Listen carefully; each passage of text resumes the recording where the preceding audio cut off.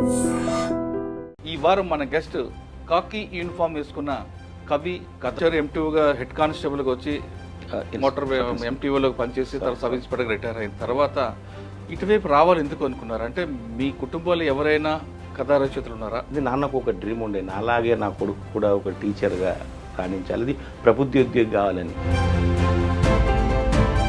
చాలా కష్టంగా నడుస్తుండే మా కుటుంబం. మా అమ్మ కూలి పనికి వెళ్ళేది. అయితే ఆ సన్నివేశం నేను కల్లారా చూసిన. చాలా ఇబ్బందులు ఎదుర్కొన్నాం. మోటార్ ట్రాన్స్పోర్ట్ డిపార్ట్మెంట్ అంటే ఒక అపవాదు. అక్కడ రకరకాల వ్యక్తులు ఉంటారు, స్పేర్ పార్ట్లు మోసం చేయొచ్చని, ఇంకా రకరకాల ఉంటుంటాయి. అవన్నీ వాస్తవాలు అంటారా? ఇక్కడే కాదు, ఎక్కడైనా ఏ డిపార్ట్మెంట్లో అయినా చిన్న చిన్న పొరపాట్లు జరిగితే జరిగిండొచ్చు, కానీ అతని భూతద్దంలో పెట్టి చూసేది మాత్రం పోలీసులనే. ఎందుకు అని అంటే సెలవుల్లో కూడా డబ్బులు తీసుకొని సెలవులు ఇచ్చారు. పోలీసు శాఖ ఖచ్చితంగా లీవ్స్ చేయొద్దని గవర్నమెంట్ ఆర్డర్ వేస్తుంది. వేసినప్పుడు ఎట్లా ఇస్తారు సార్? నాకు అర్థం కాదు. గవర్నమెంట్ ఆర్డర్ వేస్తుంది. ఆఫీసర్లు ఎవరికైనా సరే వాళ్ళ ఇళ్ళ బంధువులకు కానీ వాళ్ళ చుట్టాలు వచ్చినా సరే కుక్కలకి బయటికి తీసుకురావాలన్నా కూడా వెహికల్ ఇక్కడి నుంచి ఇచ్చేవారు అన్నది ఉంది వాస్తవం. డిఎస్పీ గారు లేక అడిషనల్ ఎస్పీ గారు బండి అడిగిందంటే మేము అలాట్ చేస్తాం. దాంట్లో ఏం తీసుకెళ్తున్నారు? రైస్ తీసుకెళ్తున్నారా? స్మగ్లింగ్ కూడా మాకెందుకు సార్? అది పై ఆఫీసర్ మీద కోపం ఉంది అనుకోండి, సడన్ బ్రేక్ వేయడం, టైర్లు ఎరిగిపోవడానికి, లేదా క్లచ్లు ఎక్కువగా డ్యామేజ్ చేయడం చేస్తుంటారని ఉంది. టైర్లు తొందరగా కడితే అధికారి పాకెట్ నుంచి ఇవ్వడు. ఇప్పుడు గవర్నమెంట్ లాస్ అవుతుంది. గవర్నమెంట్ క్లాస్ అవుతుంది. గవర్నమెంట్ క్లాస్ ఎవరి కోపం వచ్చినా, ఉద్యమకారుని కోపం వచ్చినా గవర్నమెంట్కే లాస్. రిటైర్ అయిన తర్వాత చాలామంది కథలు రాయడం, తర్వాత కవిగా మారి మోటివేషన్ స్పీకర్ కావడం, మంచి మంచి కొటేషన్ రాయడం. దాదాపు వందలాది కవితలు రాశారు, వందలాది కథలు రాశారు. చాలా పేపర్లో ఆయన చాలా సీరియల్ రాశారు. పెళ్లి చూపులతో ప్రారంభమైన అతని కథలు తర్వాత ఆమె చాలా ఒక మిస్డ్ కాల్ లాంటి చాలా వచ్చాయి. ప్రతి కథలోని ఒక ఎమోషన్ కనిపిస్తుంది, ఒక లవ్ కనిపిస్తుంటుంది, తల్లిదండ్రుల యొక్క బంధం, భార్యాభర్తల బంధం కూడా ప్రతి కథలో కనిపిస్తుంది. అంటే సాధారణంగా అందరు కథా రచయితలు కూడా మంచి కథలు రాస్తుంటారు, కానీ వెంకటదాస్ గారు రాసిన కథల్లో ప్రతి దగ్గర కూడా ఒక సారాంశం కనిపిస్తుంటుంది. ఆ సారాంశం భార్యాభర్తల బంధం ఎంత చక్కగా ఉంటుంది, తల్లికి పిల్లలకి మధ్యన అనుబంధం ఏ విధంగా ఉంటుంది, బంధాలు దూరం అవుతున్న రక్త సంబంధాలు అన్నీ కూడా అనుబంధాలు రక్త సంబంధాలకు ఎలా మారుతున్నాయి అనే విషయాల్ని చాలా స్పష్టంగా కనిపిస్తుంటాయి. ప్రతి కథని ఆయన చదివితే ప్రతి వ్యక్తికి కూడా మనసుకు తాకుతుంది, ఖచ్చితంగా కన్నీళ్ళకి వచ్చే అవకాశం కనిపిస్తుంది. అలాంటి కథా రచయిత, మాజీ పోలీస్ అధికారి మీకు పరిచయం చేస్తున్నా. ఆయన అడిగి పోలీస్ యూనిఫామ్ వేసుకున్న ఆయన సాధారణంగా అందరూ కరడుగట్టి కనిపిస్తారు, కానీ ఆయన ఎందుకు ఇంత సున్నిత మనస్తతగా వచ్చారు విషయాన్ని ఆయన అడిగి తెలుసుకున్నాం. సార్ నమస్తే అండి. నమస్తే అండి. మొట్టమొదట మీ ఐ డ్రీమ్ మీడియా వాళ్ళకి నమస్కారం, ప్రేక్షకులందరికీ హృదయపూర్వక నమస్కారాలు. Thank you sir, thank you very much. Sir, police అనగానే సాధారణంగా బూతులు మాట్లాడతారని, ఒక రఫ్గా ఉంటారని, చూపే ఒక కాఠిన్యంగా ఉంటుందని, ఇటువంటి భావాలు ఉన్న ప్రజలకి మీలాంటి వాళ్ళు రావడం, అంటే మీలాంటి వాళ్ళు కానీ, రామ్మూర్తి గారు కానీ చాలామంది కనిపిస్తుంటారు. అక్కడ ముద్దుగుబ్బ ఇన్స్పెక్టర్ గారు ఇటువంటి కొంతమంది ఉన్నారు, అంటే ఒక 10% కనిపిస్తుంటారు. వాళ్ళు ఎక్కడో మనసులో దాగునంతా బయటకు వస్తుంటారు. వచ్చి సమాజానికి పోలీసు ఎంత సేవ చేస్తారో ఈ రకంగా అక్కడ కవిగా, కథ రచయితగా, మరికొంత మోటివేషన్ స్పీకర్గా పబ్లిక్ సర్వీస్ చేస్తుంటారు. పోలీసు అనగానే పెద్దతరం ఒక తిట్టాలనే రూల్ కాకుండా మంచితనంతో మాటలతో కూడా మార్చచ్చు అని నిరూపిస్తున్నారు మీరు, కొంతమంది ఆఫీసర్లు. మీరు డిపార్ట్మెంట్కి వచ్చారు, ఎంటీఓగా హెడ్ కానిస్టేబుల్గా వచ్చి మోటార్ ఎంటీఓలోకి పనిచేసి తర్వాత సబ్ ఇన్స్పెక్టర్గా రిటైర్ అయిన తర్వాత ఇటువైపు రావాలి ఎందుకు అనుకున్నారు? అంటే మీ కుటుంబంలో ఎవరైనా కథా రచయితలు ఉన్నారా? లేదు మీకు పరిస్థితుల ప్రభావంతో మీరు చదువుకున్న, మీ పెరిగిన వాతావరణంలో ఇందులో ఈ డిపార్ట్మెంట్ నుండి మనసులోకి కదిలించే కథలు రాసే దీంట్లోకి రావాలనుకున్నారా? ఈ ప్రశ్నలకు సమాధానం చెప్పే ముందు దాస్ గారి కుటుంబ నేపథ్యం, పోలీస్ డిపార్ట్మెంట్లో రావాలంటే బై ఛాన్సా, బై చాయిసా? చిన్నప్పుడు ఒక చిన్న నేపథ్యం చెప్తా అందుకు రావడానికి. అట్లా మొదలేవి కలగనలేదు పోలీసులకు రావాలని.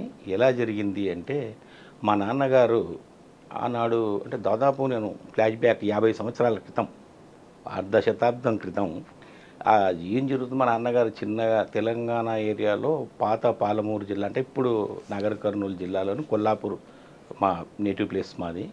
అయితే అక్కడ మా నాన్నగారు చిన్న కానిగిబడి టీచర్, అంటే చిన్నపిల్లలకు పాఠాలు చెప్పేటువంటి టీచర్. అప్పుడంతా ఉర్దూ ప్రాబల్యం. అలాంటి తెలుగు మీద మక్కువతో నాన్నగారు అందరికీ చిన్నప్పుడు చేసి, అది తొలితరం అప్పుడు వస్తున్నది, అలా అందరికీ ఆ తెలుగులో పాఠాలు చెప్పి నాన్న స్కూల్కి అందించేవారు, హై స్కూల్కి. అలా అయితే నాన్నగారు ఓ ప్రైవేట్ టీచర్గా, అంటే కాన్గీ బడి అనేవాళ్ళు తెలంగాణలో, అట్లా టీచర్గా ఉంటూ అందరినీ చేస్తుంటే నాకు అనిపించింది, నాన్నకు ఒక డ్రీమ్ ఉండే, నాలాగే నా కొడుకు కూడా ఒక టీచర్గా రాణించాలి, అది ప్రభుత్వోద్యోగి కావాలని. అయితే నేను ఆ నాన్న కష్టాలు స్వయంగా చూసిన. మీరు ఇందాకే అన్నారు, అది ఒక నానుడి ఉంది, బతకలేక బడి పంతులు అని. అవును. అయితే నాన్నగారు నెలంతా చెప్తే పిల్లలకు ₹1 ఇచ్చేవాళ్ళు, ఒక్కో స్టూడెంట్. చిన్నప్పుడు నేను అది చూసేవాడిని. ఇంట్లో కష్టంగా, చాలా కష్టంగా నడుస్తుండే మా కుటుంబం. మా అమ్మ కూలి పనికి వెళ్ళేది, అంత కష్టంగా నడుస్తున్నది నాకు. అయితే ఆ సన్నివేశం నేను కళ్ళారా చూసిన, చాలా ఇబ్బందులు ఎదుర్కొన్నాం.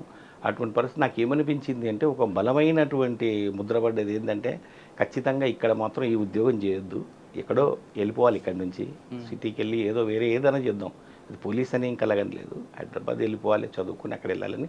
సో అలా నాకు నా కళ నెరవేర్చుకునే అవకాశం నాకు వస్తుందో లేదో నాకు తెలియదు, కానీ మొత్తం మీద ఏంటంటే అక్కడ ఉన్న ప్రాథమిక విద్య, హై స్కూల్ విద్య, ఇంటర్మీడియట్ వరకు అక్కడ చదువుకొని నేను ఇక్కడ హైదరాబాద్ వచ్చి మళ్ళీ ఇక్కడ ఉండడానికి స్థావరం కావాలి, హైదరాబాద్లో కష్టం చాలా బ్రతకడం. అయితే అలాంటి పరిస్థితులలో నాకు ఆ భోజనానికి గెలవాలంటే ఒక హాస్టల్, అది బాయ్స్ టౌన్ అని ఓల్డ్ సిటీ జానుమాల ఉందండి, క్రైస్తవ మిషనరీ స్కూల్ అది.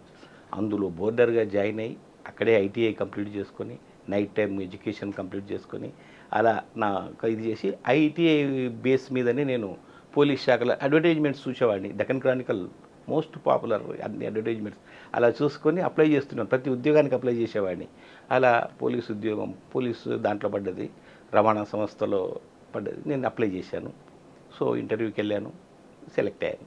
ఇది వెరీ న్యాచురల్గా జరిగిపోయిన, నాకు చాలా సంతోషం వేసింది. ఎందుకంటే స్వయంగా నా స్వశక్తితో ఇక్కడికి వచ్చి ఒక హాస్టల్లో ఉంటూ చదువుకొని ఉద్యోగం సంపాదించుకున్నాను, చాలా ఆనందంగా.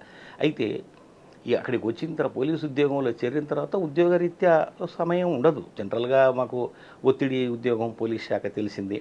సో అలాంటి పరిస్థితుల్లో నాకు మాత్రం ఆ రచన అనేది ఎందుకు ఇష్టం అంటే, చిన్నప్పుడు ఒక సంఘటన జరిగింది, దానికి ఒక నేపథ్యం ఉంది. మా నాన్నగారు టీచర్గా ఉన్నప్పుడు ఆ ఊర్లో తన శిష్యుడు సుబ్రహ్మణ్యం అని, రంగినేని సుబ్రహ్మణ్యం అని ఒక శిష్యుడు, అప్పుడు బాగా కవిత పుస్తకం రాసినది, కవితా సంపుటి తీసుకొచ్చి దానికి నారాయణ రెడ్డి గారిని హైదరాబాద్ నుంచి, డాక్టర్ సి నారాయణ రెడ్డి గారిని హైదరాబాద్ నుంచి పిలిపించి కొల్లాపూర్లో ఆ పుస్తక ఆవిష్కరణ చేశారు. ఆ సందర్భంగా అతను ఏం చేశాడంటే, మా నాన్నగారిని పిలిచి ఆ వేదిక నుంచి సత్కరించాడు, కొత్త బట్టలు పెట్టి చేస్తే. నాన్న సంబరం ఎంత అంటే, ఇంటికి వచ్చిన తర్వాత అది కల్లారా చూసిన నేను ఆనందం. నారాయణ రెడ్డి లాంటి వ్యక్తి నన్ను సన్మానించాడు, నా జన్మ ధన్యమైంది. అలా ఉండాలి శిష్యులంటే మహా పొంగిపోయాడు నాన్న. నేను అనుకున్న ఏదో ఒక రోజు అదే నారాయణ రెడ్డి గారితో నేను సత్కారం అనుకుని నాన్నను సంతృప్తిపరచాలని. కాకపోతే నేను రచన ప్రారంభించేది ఎప్పుడు, అది అయ్యేది ఎప్పుడు అలా. సో అనుకోకుండా నేను రచనలు చేస్తున్నా, కథా రచనలు మాత్రం చేసేవాడిని అక్కడ. అది 4 గోడల మధ్య కూర్చొని రాసుకునేది, ఇక్కడ పబ్లిక్ రిలేషన్ ఏమి ఉండదు కదా సార్ కథ. సో అలా రాసుకునేవాడిని. కానీ పత్రికలు పంపాలంటే తీవ్రమైనటువంటి పోటీ. అప్పుడు తెలుగు సాహితీ సీమని వెళ్తున్నారు ఎండమూరి వీరేంద్రనాథ్, కుమ్మనాపల్లి గణపతిరావు లాంటి మహామహులు ఆంధ్ర భూమిలో సీరియల్స్తో. సో అలాంటి పీరియడ్లో ఎంట్రీ అంత ఈజీ కాదు, అయినా ప్రయత్నిద్దాం అనుకుంటే నాకు మా ఫ్రెండ్స్ కూడా డిస్కరేజ్ చేసిండ్రు. చాలామంది మేధావులు ఉంటారు అక్కడ రచనా రంగంలో, లిటరరీ ఫీల్డ్ వాళ్ళు చాలామంది ఉంటారు, మనమేంటి పోలీసు వాళ్ళం, మనం రాసి కథను సక్సెస్ చేయడం ఏంటి అని. ఒక్క ఫ్రెండ్ మాత్రం, సుధాకర్ అని అతని పేరు, ఒక ఫ్రెండ్ మాత్రం అన్నారు, కానీ రాసేవాళ్ళు గొప్పవాళ్ళు అయి ఉండొచ్చు, కానీ చదివేవాళ్ళు మనలాంటి సాధారణ పాఠకులే. ఫస్ట్ కొటేషన్ నా జీవితంలో అతని నుంచి నేను. సో అది నాకు ఇన్స్పిరేషన్ కలిగించింది. నిజమే, చదివే స్థాయిలోనే రాయాలి, రాసేవాడి స్థాయి ఎంత పెద్దదైనా చదివేవాడి స్థాయికి దిగజారి అక్కడ ఆ స్థాయిలోనే ఉండాలి చదవడానికి. ఎక్కువ మందికి యూజ్ అయ్యేది అదే కదా. సో అది నాకు ఫ్లాష్ లాగా మెలిగింది సార్. దాంతో నేను ఇంకా కథలు రాయడం మొదలుపెట్టి, మొట్టమొదటి కథ చెప్పే పెళ్లి చూపు. ఒకసారి కథల గురించి వెళ్ళే ముందు పోలీస్ డిపార్ట్మెంట్ నుంచి వెళ్దామండి. పోలీస్ డిపార్ట్మెంట్లో మీరు మోటార్ ట్రాన్స్పోర్ట్ డిపార్ట్మెంట్లో పనిచేస్తారు. అవును. మోటార్ ట్రాన్స్పోర్ట్ డిపార్ట్మెంట్ అంటే ఒక అపవాదు. అక్కడ రకరకాల వ్యక్తులు ఉంటారు, స్పేర్ పార్ట్లు మోసం చేయొచ్చని, లేదా ఆయిల్ డీజిల్ చేయొచ్చని, ఇంకా రకరకాల ఉంటుంటాయి. అవన్నీ వాస్తవాలు అంటారా? ఏంటంటే బాహ్య ప్రపంచానికి ఏం కనిపిస్తుందో తెలియదు, కానీ ఎక్కడైనా, అంటే ఇక్కడే కాదు, ఎక్కడైనా ఏ డిపార్ట్మెంట్లో అయినా చిన్న చిన్న పొరపాట్లు జరిగితే జరిగిండొచ్చు. కానీ దాన్ని భూతద్దంలో పెట్టి చూసేది మాత్రం పోలీసులని. ఎందుకు అని అంటే మిగతా అన్ని డిపార్ట్మెంట్ల సింగిల్ కన్నుతో ఒక వ్యక్తి 2 కళ్ళతో చూసుకుంటారు, కానీ వేల కళ్ళు అబ్జర్వ్ చేస్తుంటాయి. ఇక్కడ చాలా జాగ్రత్తగా ఉండాల్సినటువంటి డిపార్ట్మెంట్ పబ్లిక్ రిలేషన్ కాబట్టి డెఫినెట్గా మేబీ అక్కడెక్కడ జరుగుండొచ్చు, కానీ మొత్తం డిపార్ట్మెంట్ అంటే నిజాయితీ పరులు, డిపార్ట్మెంట్ అనేది నిజాయితీ పరులు, మిగతా డిపార్ట్మెంట్ కంపారిజన్ పోలీస్ డిపార్ట్మెంట్ ఉంది ఎక్కడో కనిపిస్తుంది సార్. ఓకే, అయితే ఎక్కడ క్షేత్రస్థాయిలో ఎక్కడ జరిగిన క్షేత్రస్థాయిలో ఎక్కడికక్కడ రెక్టిఫై చేసేవాళ్ళు ఏదైనా ఓకే. లా అండ్ ఆర్డర్ తో కంపేర్ చేసుకుంటే మోటార్ డిపార్ట్మెంట్ లో ఏం రాదు అని, కానీ ఈ విధంగా కరప్షన్ ఉంటుంది. స్పేర్ పార్ట్లు మార్చొచ్చు, స్పేర్ పార్ట్ తక్కువ రేట్లో కొనొచ్చు అని, లేదా మీకు ఒక బ్రాండెడ్ ఉన్నా సరే మీరు కోటిలో కొన్న దగ్గర రామ్ కోటిలో తక్కువ కొటేషన్ తీసుకొచ్చి కొనడం కానీ. ఒకటి చూడు సార్, ఒకటి ఏంటంటే వెహికల్స్ మన్నిక కావాలి అంటే ఇప్పుడంటే ఏదంటే ఏ కంపెనీ తయారు చేస్తుందో వాళ్ళే ఆ సర్వీస్ వాళ్ళే చేస్తున్నారు. కానీ ఒకప్పుడు ఏంటంటే రకరకాల వెహికల్స్ పోలీస్ శాఖలు ఉండేటివి. ఆ స్పేర్ పార్ట్ షూట్ కావాలంటే ఒక్కొక్కటి ఒక ప్లేస్ నుంచి తీసుకురావాల్సి వచ్చేది. కాబట్టి మేబీ 1 పొరపాటు జరుగుండొచ్చు, కానీ ఎప్పుడైతే ఒక్కొక్కటి చూసుకుంటూ దాన్ని రెక్టిఫై చేసుకుంటూ వచ్చిన తర్వాత ఎక్కడ ఏ స్పేర్ పార్ట్ దొరుకుతుంది ఎందుకంటే ఇంకోటి బడ్జెట్ ప్రాబ్లంలో ఏదైనా ఉంటే డిఫిషియన్సీ అట్లా లేదు సార్. అట్లేం లేదు సార్, ఒకే షాప్ కానీ అట్లా ఏం లేదు. ఖచ్చితంగా అట్లా ఒకే షాప్ కానీ ఏమి కాకుండా మీరు రామ్కోటిలో ఒక షాప్ చెప్తున్నది సార్. ఒకటి ఏంటంటే ఒకే షాప్ అని ఉండదు. ఎందుకంటే ఒక్కొక్కసారి ఏమైందంటే ఒక కంపెనీది ఒక దానికి షూట్ కాకపోవచ్చు, ఆ కంపెనీ వాళ్ళు స్పేర్ పార్ట్స్ అయితేనే షూట్ అవుతాయి, అది అక్కడ దొరకకపోవచ్చు. బహుశా వాళ్ళ దగ్గర మా ఆథరైజ్డ్ డీలర్స్ ఎవరైతే ఉన్నారో వాళ్ళ దగ్గర దొరకకపోవచ్చు. నెక్స్ట్ మీరు వేరే షాప్కి వెళ్తే వెళ్ళిండొచ్చు. అటువంటి వెరీ రేర్ కేసెస్, కానీ అన్నట్టు ఉండదు సార్. కానీ మీ డిపార్ట్మెంట్లో లేదు, ఖచ్చితంగా చెప్తున్నా సార్.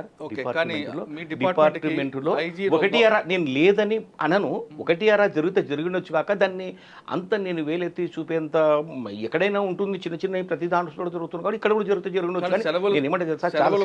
అమ్ముకునే ఆఫీసర్లు ఉంటారని సార్ ఒకటి ఏంటంటే సెలవులు కూడా అమ్ముకునే ఆఫీసర్స్ అంటే అమ్ముకోవడం కాదు, సెలవులు కూడా డబ్బులు తీసుకొని సెలవులు ఇచ్చి చెప్పింది. ఇప్పుడు ఒక విషయం ఏంటంటే సార్, మిగతా ఎక్కడికి వెళ్ళినా అంటే ఏ శాఖలకు వెళ్ళినా వాళ్ళు సొంత పనులు చేసుకోవచ్చేమో, వాళ్ళకు ఆఫీసర్స్ కాబట్టి సెలవులు తీసుకోవచ్చాము. కానీ ఈ డిపార్ట్మెంట్ ఏంటంటే ఒక సెలవు తీసుకోవాలంటే చాలా కష్టపడాల్సి వస్తుంది, ఇబ్బందులు ఎదుర్కోవాల్సి వస్తుంది.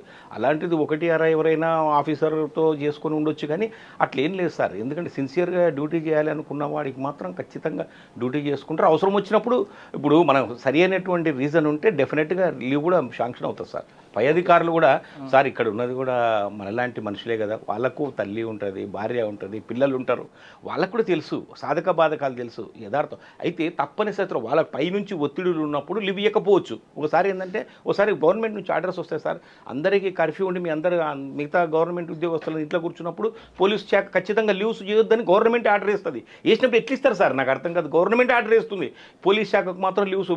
ఇప్పుడు మొన్న ఫ్లడ్స్ వచ్చినాయి సార్, పోలీస్ శాఖకు ఇవ్వద్దు అంటది. ఎట్లా ఇస్తారు చెప్పండి? కాబట్టి డిపార్ట్మెంట్ లేదు అంటారు. లేదు, నేను మళ్ళీ చెప్తున్నా సార్, 1 ఉండొచ్చు మేబీ. కానీ ఐజీ గోపాలకృష్ణ గారు మీ డిపార్ట్మెంట్ హెడ్కి వచ్చి అవును సార్, వచ్చిన తర్వాత డిపార్ట్మెంట్లో ఎక్కువగా ఫోకస్ చేయడం, ప్రక్షాళన జరగడం అన్నది ఎందుకు జరిగించవచ్చు? మేము కూడా ఐజీ గారితో ఆయన సబార్డినేట్గా పనిచేయడం మాకు కూడా గర్వకారణమే సార్.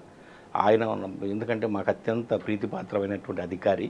డెఫినెట్గా ఆయనతో కలిసి చాలా రోజులు మేము కలిసి నడిచాం సార్తో, మాకు చాలా ఆనందం సార్. అయితే సార్ వచ్చిన తర్వాత కొన్ని మార్పులు చేర్పులు చేసింది మాత్రం ఖచ్చితంగా. ఎందుకనంటే ఈ వెహికల్స్ మన్నిక కానీ స్పేర్ పార్ట్ తీసుకోవడం ఇవన్నీ ఏం చేశాడంటే అతను కొన్నిటి మీద దృష్టి పెట్టాడు, కేంద్రీకరించి ఇలా మార్పులు చేద్దాం. డెఫినెట్గా ఇది ఎందుకు వీళ్ళు స్పేర్ పార్ట్స్ వాడతారు, వాళ్ళకు డ్యూ టు ఏంటంటే ల్యాక్ ఆఫ్ నాలెడ్జ్, దాని గురించి అవగాహన లేకపోవడం. దీనికోసం ప్రత్యేకమైనటువంటి క్లాసులు పెడదాం, జిల్లా వైడ్ మనం పంపిద్దాం, మన స్టాఫ్ను పంపిద్దాం. ఎందుకంటే ఇక్కడ వెల్ ట్రైన్డ్, ఇది హెడ్ ఆఫ్ ది డిపార్ట్మెంట్ కదా, ఇక్కడంతా క్వాలిఫైడ్ ఉంటారు. కాబట్టి డెఫినెట్గా ఇక్కడ నుంచి పంపుదాం. మనం బాగా కంపెనీ నుంచి తర్ఫీదు పొందిన వాళ్ళు కూడా, మాకు కంపెనీ నుంచి ట్రైనింగ్స్ వస్తాయి. టాటా నేను కూడా ఆయన ఛార్జీ తీసుకున్న తర్వాత చాలా స్కామ్స్ బయటకు వచ్చాయి కదండి. చెప్తున్నా కదా సార్, దాన్ని స్కామ్స్ అనే బదులు ఇప్పుడు ఏదో ఒకటి ఈ మనం సోవియట్ రష్యా ఇనుప తెర లోపల అని తెర తీసిన తర్వాతనే మొత్తం లోపల స్కూల్ తెలుస్తాయి. అవును. సోవియట్ రష్యా తెలుసు కదా సార్ మీకు, ఎట్లా ఇనుప తెర లోపల అని ఉండే. ఆ. అట్లాగే తెర తొలగిన తర్వాత చిన్న చిన్న చిన్న కానీ ఏమైంది, అన్నిటిని రెక్టిఫై చేయడానికి కదిలిచ్చినప్పుడే, తీగ లాగినప్పుడే డొంక కదులుతుంది. మేబీ ఒకటి అర ఉంటే ఉండొచ్చు, కానీ ప్రక్షాళన చేయడం అనేది పోలీస్ శాఖలో అప్పుడప్పుడు కూడా జరిగింది. అంతకంటే ముందు కూడా ఒకటి అర జరిగినాయి. ఎందుకంటే అల్వాలియా గారు ఉన్నప్పుడు, తర్వాత పివి నాయుడు గారు ఉన్నప్పుడు కొన్ని మార్పులు చేర్పులు అయినాయి. మళ్ళీ అధికారులు మారితే అవుతుంటుంది. అంత మాత్రాన పూర్తిగా అట్లా ఉంది అని ఏం లేదు. కానీ మంచి పోలీస్ రవాణా సంస్థ ఇప్పుడు ఈరోజు యాజ్ ఆన్ టుడే ఈరోజు అద్భుతమైనటువంటి అధికారి దానికి ఉన్న రాజేష్ గారని ఎస్పీ చాలా అద్భుతంగా, అది ఎంత అత్యున్నత స్థాయిలో ప్రామాణికంగా సర్వీసెస్ అందిస్తుంది. ఎక్కడ దూకాలేదు సార్. అండ్ ఇప్పుడు పోలీస్ మీరు చెప్తున్నట్లుగా ఎంటీఓ అనేది ఇప్పుడు కంప్లీట్గా పోలీస్ పీటీఓ పోలీస్ రవాణా సంస్థ. అవునండి. అవును సార్. ఇప్పుడు అంతా ప్రక్షాళన జరిగింది, బాగా జరుగుతుంది. గతం గురించి మాట్లాడుతున్నా, ఇప్పుడైతే ఓకే సార్. ఇప్పుడు అక్కడ అప్పట్లో ఆఫీసర్లు వెహికల్ ఇవ్వడం కూడా మీ చేతుల్లో ఉంటుంది. ఆఫీసర్లు ఎవరికైనా సరే వాళ్ళ ఇళ్ళ బంధువులకు కానీ వాళ్ళ చుట్టాలు వచ్చినా సరే కుక్కలకి బయటికి తీసుకురావాలన్నా కూడా వెహికల్ ఇక్కడ నుంచి ఇచ్చేవారు అన్నది ఉంది వాస్తవం సార్. ఒకటి ఏంటంటే అధికారులది ఎట్లుంటుంది తెలుసా, మామూలుగా ఇప్పుడు ఇంతకుముందు నేనున్నా సార్, ఒక అధికారి దగ్గర పనిచేసిన ఆయన ఏదో ఫ్రెండ్లీగా అడిగితే ఒకటి అరా ఇచ్చిండొచ్చు, వెహికల్ ఖాళీగా ఉంటే అది స్పేర్గా ఉంటేనే. కానీ అంతకంటే ఖాళీగా ఉన్న వెహికల్సే ఏదో ఇప్పుడు డ్యూటీకి అలాట్ చేసిన వెహికల్స్ ఇవ్వడానికి ఎవరి వల్ల కాదు, ఎందుకంటే ఆల్రెడీ డ్యూటీలో ఉంటాయి. ఇప్పుడు ఖాళీగా అది స్టాండ్ బై ఉన్న వెహికల్సే కదా సార్. ఏదైనా అవసరం వచ్చి అడిగినప్పుడు పై అధికారులు అడిగినప్పుడు కింది స్థాయి అధికారులకు కంపల్సరీగా ఆ సేవ చేయాల్సి వస్తుంది. అది ఎందుకంటే వాళ్ళు కూడా సర్వీస్ ఇచ్చి, ఇప్పుడు ఇంకోటి ఏంటంటే సార్, వీళ్ళు 24 hours వాళ్ళ సాక్రిఫై చేస్తున్నారు సార్ డిపార్ట్మెంట్కు. వాళ్ళకి చిన్న అవసరం పడ్డప్పుడు పోలీసు కూడా ఆదుకోవాలి కదా సార్. అటువంటి చిన్న చిన్న ఆఫీసర్ ఇవ్వడం తప్పేం కాదు, కానీ కుటుంబాలకి వాళ్ళ ఇంట్లో ఇది డాగ్ తీసుకొని హాస్పిటల్కి సార్ ఒకటి ఇప్పుడు వెళ్ళేటప్పుడు డాగ్ తీసుకెళ్తున్నారా మనిషిని తీసుకెళ్తున్నారా ఎట్లా చూస్తారు సార్. ఇప్పుడు ఒక మాట, ఇప్పుడు మీ దగ్గరకు వస్తారు సార్, వెహికల్ కావాలి అంటారు, అయ్యో సారు ఎస్పీ గారు డిఎస్పీ గారు లేక అడిషనల్ ఎస్పీ గారు బండి అడిగిందంటే మేము అలాట్ చేస్తాం, అత్యవసరంగా ఉంటేనే బండి తీసుకుంటారు సారు అని చెప్పి. దాంట్లో ఏం తీసుకెళ్తున్నారు, రైస్ తీసుకెళ్తున్నారా, స్మగ్లింగ్ కూడా మాకెందుకు సార్, అది పట్టుకున్నప్పుడు ఆయన బాధ్యుడవుతాడు. అందుకు కాబట్టి చిన్న చిన్న విషయాలని అంత చిన్నగా అంటే అంత మైక్రోస్కోప్తో చూసేంత స్కోప్ ఉండదు సార్ ఆడ. సార్ అక్కడ ఇంకొక అపవాదం ఉంది మీ డిపార్ట్మెంట్. పై ఆఫీసర్ మీద కోపం ఉంది అనుకోండి, సెలవు ఇవ్వలేదన్నా లేదంటే ఇంకా వేరే విషయాల్లో ఇష్యూస్ చేస్తే సడన్ బ్రేక్ వేయడం, టైర్లు ఎరిగిపోవడానికి లేదా క్లచ్లు ఎక్కువగా డ్యామేజ్ చేయడం చేస్తుంటారని ఉంది. ఇది అపోహ సార్. ఎందుకు అపోహ అంటుందంటే, ఎందుకో అనవసరంగా పడరాలు సృష్టించారు తప్ప బ్రేకులు వేసినందువల్ల ఆ అధికారికి ఏం కాదు. ఎందుకంటే బండి డ్యామేజ్ అవుతుంది, టైర్లు తొందరగా కడితే అధికారి పాకెట్ నుంచి ఇయ్యడు.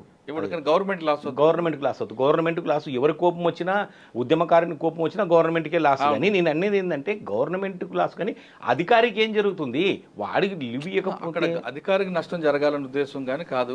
ఆయన తన ప్రెస్టేషన్ అక్కడ చూపిస్తుంటాడు. ఈ ప్రెస్టేషన్ చూపిస్తారంటే సార్, ఇంట్లో ఏ భార్య తిడితే కొడుకు మీద చూపిస్తాం. ఇప్పుడు భర్త తిట్టిపోతే మా కూతురికి జడేస్తూ తల్లి ముట్టకాయ వేస్తుంది. ఇవన్నీ చిన్న చిన్న విషయాలు. అటువంటి నేనేమంటున్నా అంటే మేజర్గా ఏదైనా ఇష్యూ జరిగితే పెద్ద మీరు ఇందాక అన్నారు ఏంటంటే కరప్షన్ అని అన్నప్పుడు స్పేర్ పార్ట్స్ది దాని కరెక్ట్ ఆన్సర్ ఉంది. ఎందుకంటే మన దగ్గర రకరకాల వెహికల్స్ ఉండే ముందు బిగినింగ్లో ఎర్లీ డేస్లో, అది తర్వాత ఏమైందంటే వాటి వల్ల ట్రబుల్స్ వస్తున్నాయని మేము రెక్టిఫై చేసాం తర్వాత. ఎందుకంటే రవాణా సంస్థ అధికారులు సమర్థులు ఉన్నారు. అది రెక్టిఫై చేసి ఏం చేశారు తెలుసా, కొన్ని బ్రాండ్స్ మాత్రమే తీసుకుందాం, స్పేర్ పార్ట్స్ అన్నీ అవైలబుల్, అట్లా కంపెనీ సర్వీసెస్ అవసరం ఉన్నాయి, కంపెనీ సర్వీస్ ఇస్తుంది ఇప్పుడింటికి.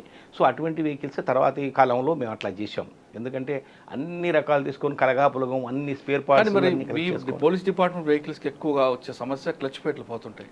కారణం ఏమంటారు? కారణం ఏమైతుందంటే ఇప్పుడు ఇంకోటంటే ఫస్ట్ థింగ్ ఏంటంటే డ్రైవర్స్కి కూడా కొంత అవగాహన కావాలి దానికి. ఎందుకంటే వెహికల్ ఇప్పుడు ఒక్క ఓనరు ఎవరో కొన్న వ్యక్తులు ఏంటంటే, మీరు కొన్నారనుకోండి కారు, మీరు ఒక్కరే నడుపుతారు, సింగిల్ హ్యాండ్ డ్రైవ్ కాబట్టి అక్కడ ఏం ప్రాబ్లం ఉండదు. వీడు ఏంటంటే ఎవరెవరో నడుపుతుంటారు, అంటే ఈ డ్రైవరే పర్మనెంట్ ఆ వెహికల్ కానీ ఉండదు కదా సార్, ఎవరో ఉంటారు. సో అటువంటిప్పుడు క్లచ్ ప్లేట్ల మీద ఒకరు మంచిగా నడుపుతారు, ఇంకో నడుపుకోవచ్చు, క్లచ్ ప్లేట్ పోతుంది. అయితే తర్వాత దాన్ని కూడా మేము ఏం చేసామంటే పీరియడ్ పెట్టాము సర్వీసెస్. ఈ సర్వీస్ లోపల అంటే weekly service, monthly service, quarterly service అని పెట్టి అన్నీ ఏం చేస్తున్నాం, చెకప్ చేస్తున్నాం. వెహికల్ చెకప్ చేయించుకోవాలి. ఇప్పుడు ఒక డ్రైవర్ ఎఫిషియన్సీ బాగలేదు, వాడికి ఏం చేస్తున్నాం, అట్లా కూడా డ్రైవర్స్కి మేము ట్రైనింగ్ ఇచ్చాం. ఎందుకంటే ఎట్లా వాడకం, వెహికల్ వాడకం ఎట్లా, ప్రికాషన్స్, సేఫ్టీ, ఇది ఒకటే కాదు కదా. నువ్వు ఒక్కడ పోతున్నావు అంటే నువ్వు ఒక్కడ పోతావు, కానీ నీ వెనక 10 మంది ఉంటారు. అందరు సేఫ్టీ అధికారి ఉంటాడు. ప్రభుత్వానికి చాలా కీలకమైన అధికారులు వీళ్ళు. వీళ్ళందరి ప్రాణాలు నీ గుప్పిట్లో ఉంటాయి కాబట్టి నీకు ట్రైనింగ్ అవసరం. కాబట్టి మళ్ళీ వాళ్ళకు ట్రైనింగ్ కూడా ఉంటుంది. డ్రైవర్స్కు మళ్ళీ మేమందరం మళ్ళీ మేము ట్రైనింగ్ తర్ఫీదు కూడా ఇస్తాం సార్. ప్రత్యేకమైనటువంటి శిక్షణ కూడా ఉంటుంది. ఓకే సార్, ఒక వెహికల్ ఇన్నోవా వచ్చి ఏ బ్రాండ్ అయినా సరే, మారుతి కానీ ఇక్కడైనా, ఆ వెహికల్కి మైలేజ్ రావాలంటే ఏం చేయాలంటారు? మొట్టమొదటి ఏంటంటే వెహికల్కి మైలేజ్ రావాలంటే సర్వీసింగ్ కరెక్ట్ ఉండాలి ఫస్ట్ థింగ్. రెండవది ఎఫిషియెంట్ డ్రైవర్ అయి ఉండాలి, మంచి డ్రైవర్. ఈ ప్రధాన కారణాలు. రెండవది ఏంటంటే ఇది ఎంతే వాళ్ళు రికమెండెడ్ ఆయిల్సే వాడాలి. ఈ కంపెనీ రికమెండెడ్ వాటి మాత్రమే వాడాలి. తర్వాత తరువుగా చూసుకోవాల్సిందంటే ప్రతిదీ బండి పార్కింగ్ ప్లేస్ నుంచి అంటే చాలామంది అనుకుంటారు పార్కింగ్ ప్లేస్ ఇంపార్టెంట్.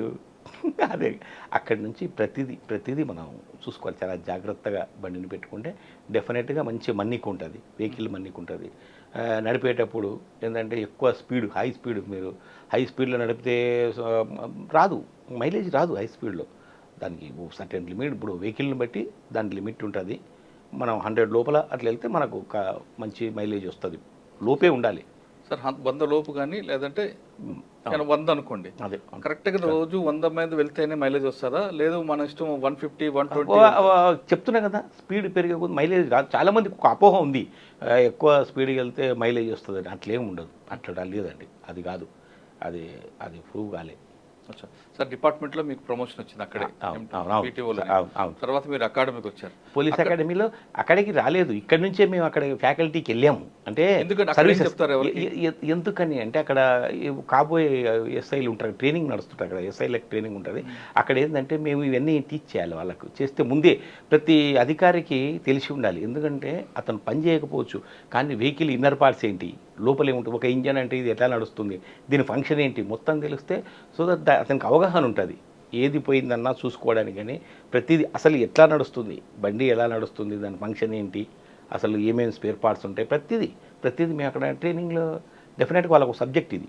కాబట్టి డెఫినెట్గా మా సబ్జెక్ట్. అంటే ఎక్కడైనా రిపేర్ వస్తే టెంపరీ చేసుకోవచ్చు, అది కూడా చెప్తారా? అంటే మైనర్ ఏమైనా ఉంటే ప్రతి డ్రైవర్స్కు ఖచ్చితంగా మేము ట్రైనింగ్ ఇస్తాం. వాళ్ళకి ఏంటంటే ప్రాథమిక అవగాహన, పై అధికారులకు ఏంటంటే వాళ్ళు MTOగా పోయినప్పుడు ప్రతిదీ వాళ్ళకి తెలిసి ఉండాలి అని. ఇంజన్కు బండికి సంబంధించి, వెహికల్కి సంబంధించి దాని నామిన్క్లేచర్స్ కానీ, పార్ట్స్ కానీ ప్రతిదీ వాళ్ళకి తెలిసి ఉండాలనే ఉద్దేశంతో అక్కడ అది ఎట్లా ఫంక్షన్ చేస్తుంది ప్రతిదీ. ఎందుకంటే తరోగా వాళ్ళను దాంట్లో ఆటోమొబైల్ సైడ్ బ్రహ్మాండంగా వాళ్ళు తరోగా చేస్తున్నాం. డెఫినెట్గా అది. సార్, మీరు ఇంత ట్రైనింగ్ ఇచ్చి పంపించిన తర్వాత కూడా పోలీస్ వెహికల్స్ ఎందుకంటే కరెక్ట్ ప్రాపర్గా నీట్నెస్ కానీ ఉండవు? నీట్నెస్ విషయాలు అంటే ఇప్పుడు ఒకటి వెహికల్స్ షిఫ్ట్లు మారుతుంటాయి, ఎవరో వాడి పెట్టినవి అట్లా ఉంటుండొచ్చు. బహుశా మళ్ళీ డ్యూటీకి ఎవరికైనా వేస్తేనే వాళ్ళు క్లీన్ చేసుకోవాలి, అట్లా ఏమైనా ఉండొచ్చు. కానీ అధికారుల దగ్గర ఉన్నవి మాత్రం నీట్గా ఉంటాయి. మీరు అబ్జర్వ్ చేయండి, ప్రతి అధికారికి అలాట్ చేసింది వాళ్ళ డ్రైవర్. ఎందుకంటే అట్లా లేకపోతే ఆయనే యాక్షన్ తీసుకుంటాడు కదా. డెఫినెట్గా వాళ్ళకి అప్పచెప్పిన తర్వాత ప్రతిదీ ఇక్కడ హెడ్ ఆఫ్ ది డిపార్ట్మెంట్ చూడదు, అవసరం లేదు. ఎవరికి అలాట్ చేసిన తర్వాత వాళ్ళ వెహికల్ వాళ్ళు చూసుకుంటారు. Otherwise they will be punished. దాన్ని మెయింటైన్ చేయకపోతే వాళ్ళకు ఉంటుంది డెఫినెట్గా. నీట్గా వాళ్ళ అధికారులు ఉంటారు, ఇమీడియట్లీ ఆఫీసర్స్ ఉంటారు కదా, వాళ్ళకి చూస్తారు. వాళ్ళ పనిష్మెంట్ ఉంటుందంటే మరి ఆ అధికారి మీద డిపెండ్ అవుతుంది. అతను మెయింటైన్ చేయకపోతే ఇమీడియట్లీ పనిష్మెంట్ అంటే ఇమీడియట్లీ బ్యాక్ టు పెవిలియన్ పంపిస్తారు. ఇతన్ని రిపెక్ట్ చేసి వేరే ఉంది పిలుచుకుంటారు. అక్కడ హెడ్ ఆఫీస్లో మేము అతన్ని వాడుకుంటాం, ఎక్కడ అవసరమో అక్కడ వాడుకుంటాం. ఇది డెఫినెట్ ఎక్కడైనా జరుగుతుంది. అది బెస్టా ఇది బెస్టా? ఏది బెస్ట్ అంటే పనిష్డ్ ప్లేస్ కదా సార్. మంచిగా పని చేసే వాళ్ళకి మంచిగా ఉంటుంది కదా. అధికారుల దగ్గర పని చేస్తే వాళ్ళు మెప్పు పొందితే వాళ్ళు మంచిగా చూసుకుంటారు సార్. అధికారుల దగ్గర కూడా మంచిగా పని చేస్తే మంచిగా ఉంటుంది. ఎక్కడైనా, అక్కడే కాదు ఎక్కడైనా లోకల్ రివాజే అది. మంచిగా పని చేస్తే ప్రశంసలు ఉంటాయి, చెడుగా పని చేస్తే ఇంటికి పంపిస్తారు. ఎక్కడైనా ఉంది. మా డిపార్ట్మెంటే కాదు. సర్వీస్ అయిన తర్వాత కంప్లీట్ సర్వీస్ చేసి రిటైర్ అయిపోయారు. రిటైర్ అయిన తర్వాత చాలామంది కొడుకు కోళ్ళ దగ్గరికి వెళ్ళో ఏదో గడుపుతుంటారు, లేదా కొంతమంది సెక్యూరిటీ ఏజెన్సీ పెట్టుకొని రకరకాలు ఉంటారు. కానీ మీరు కథా రచయితగా మారి, తర్వాత కవిగా మారి, మోటివేషనల్ స్పీకర్గా ఇన్ని షేడ్స్ మీలో ఉన్నాయా? అంటే సార్ ఒకటి, నేను ఓన్లీ ప్రాథమికంగా కథా రచయితనే. నా మొట్టమొదటి కథ నేను సర్వీస్లో ఉన్నప్పుడే ఇన్ ద ఇయర్ ఆఫ్ 1998 తొలి కథ రాసిన పిలిచూపులు అని. కథ రాసిన తర్వాత కథ పెళ్లి చూపుల టైటిల్ పెట్టుకోవడం కారణం ఏంటంటారు? నేను చెప్పాను కదా, ఏ కథ రాసినా నాకు ఒక విజన్ ఉంది. ఏంటి అంటే ఎప్పటికైనా అన్ని సినిమాలు చూస్తాం కదా, మేము మనుషులమే కదా, సినిమాలు చూస్తున్నప్పుడు ఎప్పుడైనా ఏ రోజైనా హిట్ అయ్యేది ఏంటంటే ప్రేమ కథ చిత్రాలే. పెళ్ళి ప్రేమ nothing but other than job ఇంకేముంది సార్, పెళ్ళి ప్రేమనే కదా. ఇప్పుడు బ్రతకడానికి తిండి కావాలి కాబట్టి ఏదో పని చేస్తాం, అంతేగాని జీవితం అంతా పెళ్లి ప్రేమనే కదా సార్. ఎంటైర్ పెళ్లి ప్రేమ కథ అన్నది దానికి ఎప్పుడు దానికి ఎండ్ లేదు. ఇప్పుడు మొఘలి ఆజం తీసినా, మైనే ప్యార్కి అది తీసినా, మరో చరిత్ర తీసినా, ఇంకో చరిత్ర తీసినా, ఇంకో 100 సంవత్సరాల తర్వాత ఇంకో చరిత్ర వచ్చినా అది ఉంటుంది. కానీ ఉద్యమ నేపథ్యంలో ఇప్పుడు స్వాతంత్ర ఉద్యమ కాలంలో ఏదో మ్యాటర్ తీసుకొని కథ రాసినాం అనుకో, దాని నేపథ్యంగా అది ఆ టైంలోనే అది యూజ్ అవుతుంది, అప్పుడు మాత్రమే చదువుతారు. అది ఇప్పుడు రాస్తే ఈరోజు కుదరదు. అలాగే తెలంగాణ ఉద్యమం దాని గురించి ఏదైనా కథ రాసినా కవిత రాసినా ఆ రోజు మాత్రమే అది లైవ్లో ఉంటుంది. తర్వాత ఇంకో ఏది రాసినా ఇప్పుడు ఒక సన్నివేశం, ఒక తుఫాన్ వచ్చింది ఆ పీరియడ్కే అది. లేకుంటే నేను ఒక ప్రకృతిని చూసిన, అక్కడ ఎవరెస్ట్ శిఖరం ఎక్కిన అక్కడికి వెళ్తే ఆ పీరియడ్ వరకే అది. కానీ లవ్ సబ్జెక్ట్ అనేది ప్రేమ, పెళ్ళి, లవ్, పిల్లలు, తల్లి, తండ్రి, ఇదంతా ఇంకో 100 సంవత్సరాలు ఎప్పటికీ ఇదే రిలేషన్ కదా సార్. ఇంకోటి ఏంటంటే ఇక్కడే కాదు, ఇంకా కొన్ని లోకాలు ఉండేవని మనం అనుకున్న అక్కడ కూడా ఇదే ఉంటుంది. లవ్ అంతే, లవ్ అంతే. మనిషిని ప్రేమించడమే ప్రేమ కథ. అది మేలా ఫీమేలా కాదు, ప్రేమ కథ మనిషిని ప్రేమించడమే. పెళ్లి చూపులు కథ కాన్సెప్ట్ ఏం తీసుకున్నారు? పెళ్లి చూపుల కథకి ఏంటంటే అండి, మామూలుగా అమ్మాయి ఉద్యోగం చేస్తుంటారు సార్, సింపుల్గా జాబ్ చేస్తుంటుంది. ఎక్కడైనా సగటు తల్లిదండ్రుల ఇది ఏంటంటే అమ్మాయి ఉద్యోగానికి వచ్చింది, వాళ్ళ భయం ఉంటుంది, గుండెల మీద కుంపటి అంటారు. అమ్మాయి ఉంటే పెళ్లి చేయాలి తాపత్రయపడుతుంటారు. ఆ అమ్మాయి ఏమో అంతెందుకు అర్జెంట్ ఎందుకు డాడీ అంటుంటారు, చేయాలంటారు. అయితే ఒకరోజు అనుకోకుండా ఒక సంబంధం వస్తుంది, అమ్మాయికి లెటర్ రాస్తారు. అప్పుడు లెటర్సే కదా, నేను బ్యాక్ వెళ్తున్నా 80s సో అప్పుడు అమ్మాయికి లెటర్ రాస్తే, అమ్మ పెళ్లి చూపులు రమ్మంటే సరేలే అని పెళ్లి చూపులు. అక్కడికి వెళ్ళిన తర్వాత అమ్మ ఎప్పుడు వస్తున్నారు, ఇంకొస్తున్నారు వస్తున్నారు అంటే, అవునమ్మా రేపే వస్తున్నారు, ఎవరెవరు వస్తున్నారు, తల్లిదండ్రులు. అదేంటి పిల్లగాడు రాకుండా పెళ్లి చూపులు ఏంటి, పెళ్ళి అబ్బాయి రావాలి కదా, పెళ్లి కొడుకులు ఏంది, ఇప్పుడు కాబోయే పెళ్లి కొడుకులు ఏంది, పెళ్లి చూపులు ఏంది అంటే, కాదమ్మా తల్లిదండ్రులు ఏది చెప్తే అదే అబ్బాయి అంట. అట్లెట్లు ఉంటుంది, అసలు నేను ఎట్లున్నానో చూడాలి కదా, తను బ్లాక్ నలుపు ఉంటుంది, ఇది ఎట్లా చెప్తారు, కమ్యూనికేట్ చేస్తారు. అనవసరంగా నన్ను పిలిపించి ఇబ్బంది పెట్టింది. అంతకుముందు 2-3 అట్లా ఫెయిల్ అయి ఉంటాయి. అంటే అబ్బాయి చూసిపోయే, ఇది అబ్బాయి లేకుండా. సో చాలా ఫీల్ అవుతుంది అమ్మాయి, అనవసరంగా నన్ను పిలిపించిండ్రు నేను అక్కడ. అయితే తను వెళ్తూ ఆ పక్కన కొలీగ్కు చెప్తుంది, కొంచెం నా టేబుల్ ఈ డెస్క్ మీద చిన్న ఫైల్స్ ఏమైనా వస్తే కొంచెం చూసి పెట్టండి, మీరు వెళ్ళేటప్పుడు లాక్ చేసిపోండి నా కబోర్డ్లో పెట్టి అని. ఇది ఏదైనా వస్తే ఇన్వార్డ్ నుంచి ఏదైనా వస్తే నా ఫైల్ లోపల పెట్టి లాక్ చేసి పెట్టండి అని.